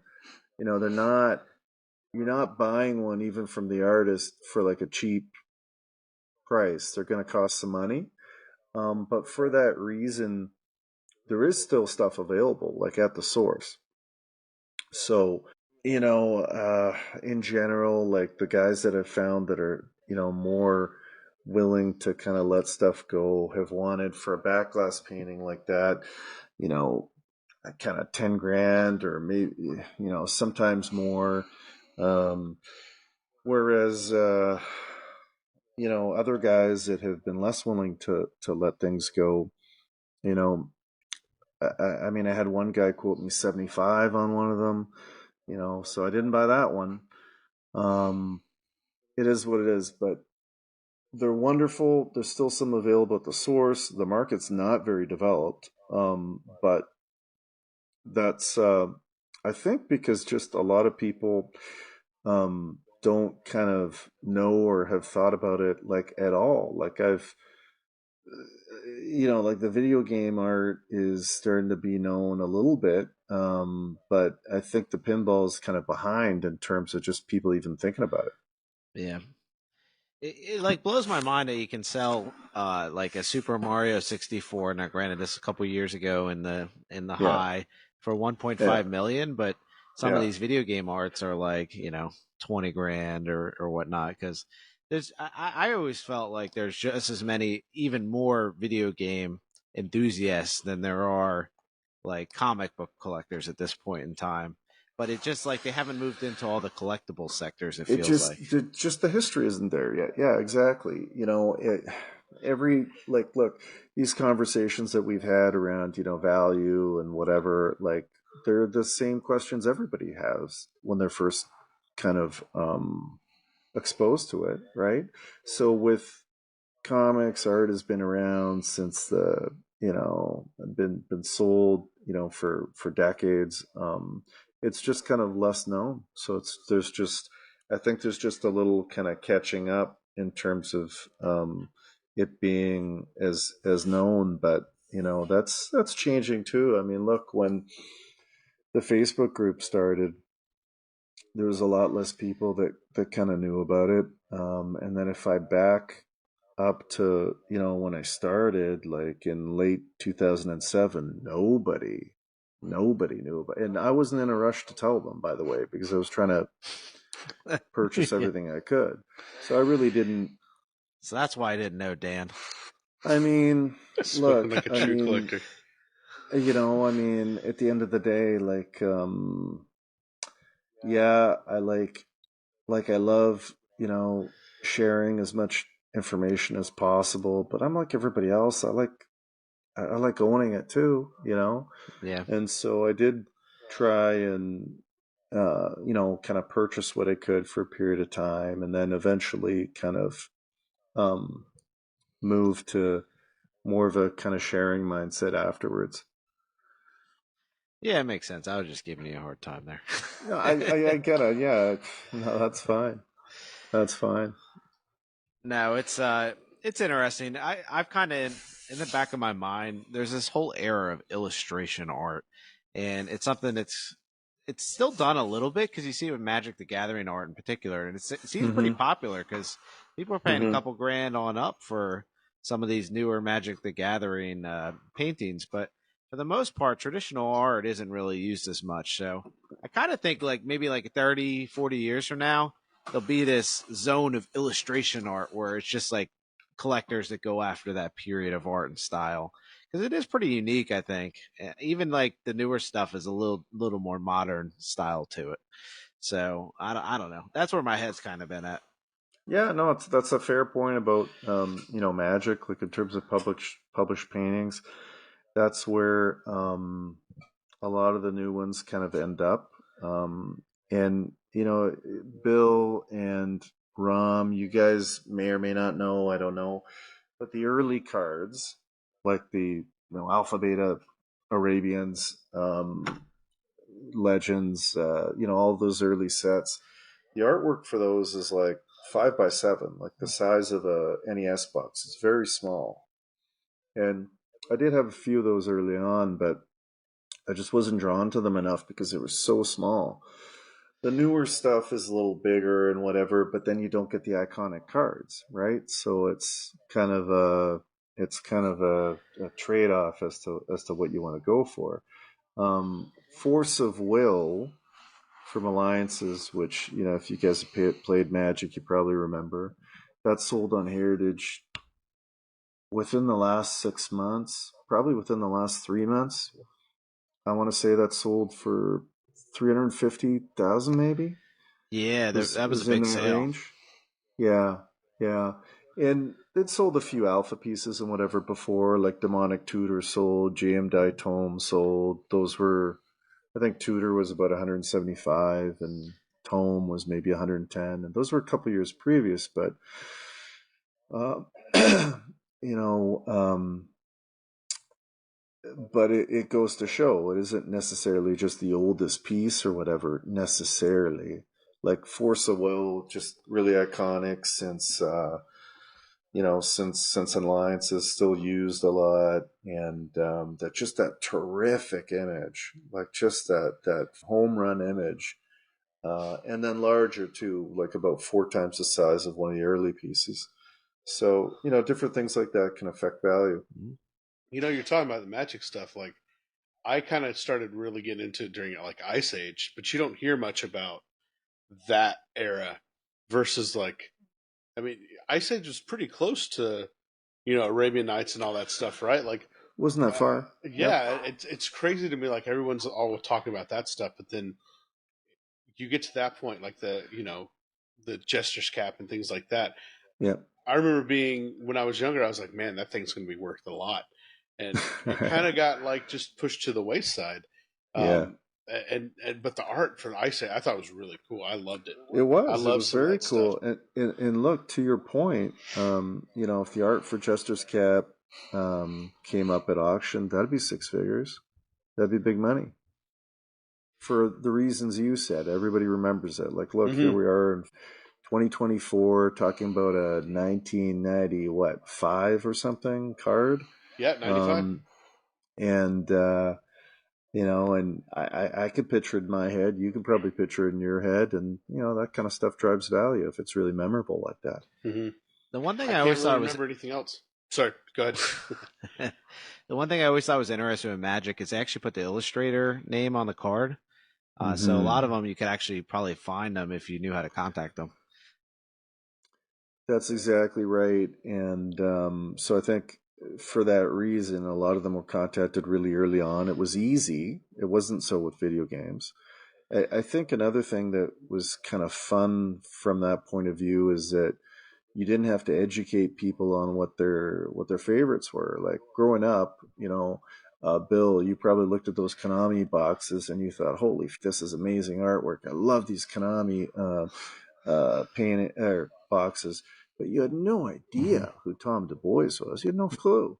Whereas, you might have looked at the art for Black Lotus and gone, "Oh yeah, man, Chris Rush, that's pretty cool. Oh, and I like his Granite Gargoyle, and I like his All Hallows Eve," and you could kind of make a connection to the style and the name, right? A little harder with game stuff, but that's kind of that's one of the things that the Facebook group and originalvideogameart.com and so on is kind of filling in, is helping you realize that sometimes you had favorites, you just didn't know it. So what I want to know is what kind of oddball ones you got tucked away there. You got a Bubble Bath Babes or something in the in the collection. There's a couple odd ones out there for the NES and stuff. That's a great question. Did you find any of those oddities? Peekaboo Poker or any of those ones over the years? Not the Canadians, no. In general, like the unlicensed stuff is lower quality art. It just is. But it's just funny to me. Oh yeah. Nothing's leaping. Nothing's leaping out at me. But I know Adam has this great unlicensed piece, Ultimate Stuntman, where it's got the dude with the pecs and the gun and the Ferrari screaming down the road and the octopus coming out of his crotch, and like it's a crazy image, right? If you Google that, and it's got the eagle, I think, like it's so America, that's one that's kind of, from that point of view, that I find entertaining or funny or just cool to look at because it's so over the top. Yeah, I remember that because I've owned that cart before, and I remember looking at it and be like, "Man, this is a wild cover art." Yeah. It came in a gold cartridge too, or something like that. Yeah, just to accentuate all that giant eagle and everything. And then they had that little star shape cut out of the box so that you could see that it was you could see the gold behind it, I believe. Yeah, I think those are the ones that had the switch in the back too on the cartridge where they had the little window. See, this is where the fact that I was a sealed collector is going to show through because I have no idea what you're talking about. They had a switch on the back, and it's like if it doesn't work on A, turn it to B. Actually, yeah, I remember seeing that on loose and CIB copies. You're right. Yeah. It was the weirdest thing to me, but I think it probably had something to do with the pirate, pirating thing. If our product doesn't work, try this. Like what? Right there you go. There you go. Yeah, I can see that. Before we hang up, I'll leave you with one more. Yeah, sounds good. Yeah. Okay. All right. I'm gonna pull one more out too. Bill and I'll just sit here because I just got boxes. Is all I got. Original boxes. Which I'm like, man, that's good, right? And then you see this stuff, you're like, oh man. No. So, Steve's gone. Okay. Yeah, he went to go grab something for himself, something too. Oh, nice. And we're just sitting here, just being observers. That's perfect. I'm good with that. Okay. All right. Steve's back. All right. We'll see this magic. Yeah. So this is the most I ever spent on anything that didn't have a roof. Oh. It's in a frame too. It's in a frame. Yeah. Oh wow. So that's the Contra art. It first came out in Europe as Grisor, and the image was repurposed from there onto the North American box. It's Bob Wakeland. He was a European artist, so it makes sense that it came from a European box. Yeah, he did all the ocean stuff. And even before I started, European guys had bought Bob's artwork. Sadly, he's passed away now. And so by the time I found Bob around 2008, he had already long since sold it. I eventually found the person that owned it by putting out a public offer for $100,000, and he wasn't interested at all in selling it at that price. We had discussions back and forth, and a year later, I managed to buy it, for considerably more. But so that's why I say it's the most I've ever spent on anything that didn't have a roof. But just the opportunity to get like a classic NES title like that, one I remembered from elementary school, one that one that I played, a series I loved, like I couldn't turn it down, So yeah, that's one of my favorites. That's an awesome painting, and I know that Bill probably can't even put words in his mouth right now saying that. Speechless. That's right. Yes. One of your Konami classics. Oh yeah. I'm waiting to see the Contra Force one. I wish. No, most of Tom's, like Tom didn't really have much of his artwork at all. So I don't think they gave a lot of it back to him, right? Yeah, they didn't. No. Yeah, I think that's one thing about some of the artists. Some are more organized than others. So the way I've always understood it, and you can correct me if I'm wrong here, Dan, but there was a price you paid for the image and the ability to use the image, and there was a price you paid to keep the original. And not everybody bought the original, but some just didn't ship it back if you weren't organized or kept track of it. They would leave it, and you'd have to call them and get it back. So some artists were great about getting their work back, and others just kind of went and got lost to time or stayed where they went. That's pretty much right. Yeah. Yeah. So you've got something you wanted to share with us, Steve? Yeah. Just because you were talking about it, I figured I'd pull out the slider alternate from Greg Martin. So Yeah. I really like this piece just because it's so cartoony. Like even the sun and the moon, like you can tell they're Greg Martin when you look at this. If you've seen a Greg Martin piece, mind you, the very Hanna-Barbera type artwork too. I always thought he kind of fit in there, Looney Tunes almost. But also, I think I also now own the record for the most mats on a piece on the group, according to somebody in the comments. But the when I went to the framers, they like love this piece so much, and they're like, we got to put 1,000,000 mats on this thing. We've been wanting to do this forever. There's so many colors. Can we do it? And I was like, what the heck? We put it together, and it looked all right. But and the video doesn't do justice to how bright the colors are at all. Like I'm looking at it on the video as you're holding it up, and I know in person it's like it pops even more. Yeah, and I'll superimpose in here a scan picture, but yeah, it looks these things look awesome.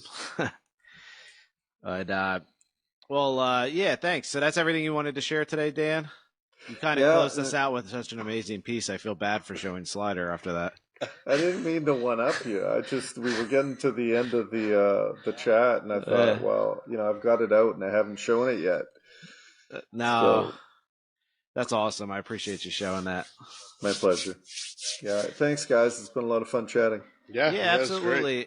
And anybody that wants to check out Dan or his group, they have the OVGA podcast. So that's Original Video Game Art Podcast. What schedule do you guys release on YouTube? Well, that's a great question, Steve. It's about monthly. Okay. So we've released 5 full episodes and then a little mini bonus one so far. So yeah, that's the scoop. Nice. Yeah, and like Dan had mentioned before too, if you want to check out more information on original art, just go on over to the Facebook group Original Video Game Art Collectors.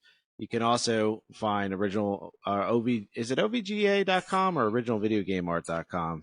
Originalvideogameart.com. Yeah, so that's also the website he was mentioning with all the information on the artist. So lots of good resources compared to when Dan started, having the buy off list as he mentioned.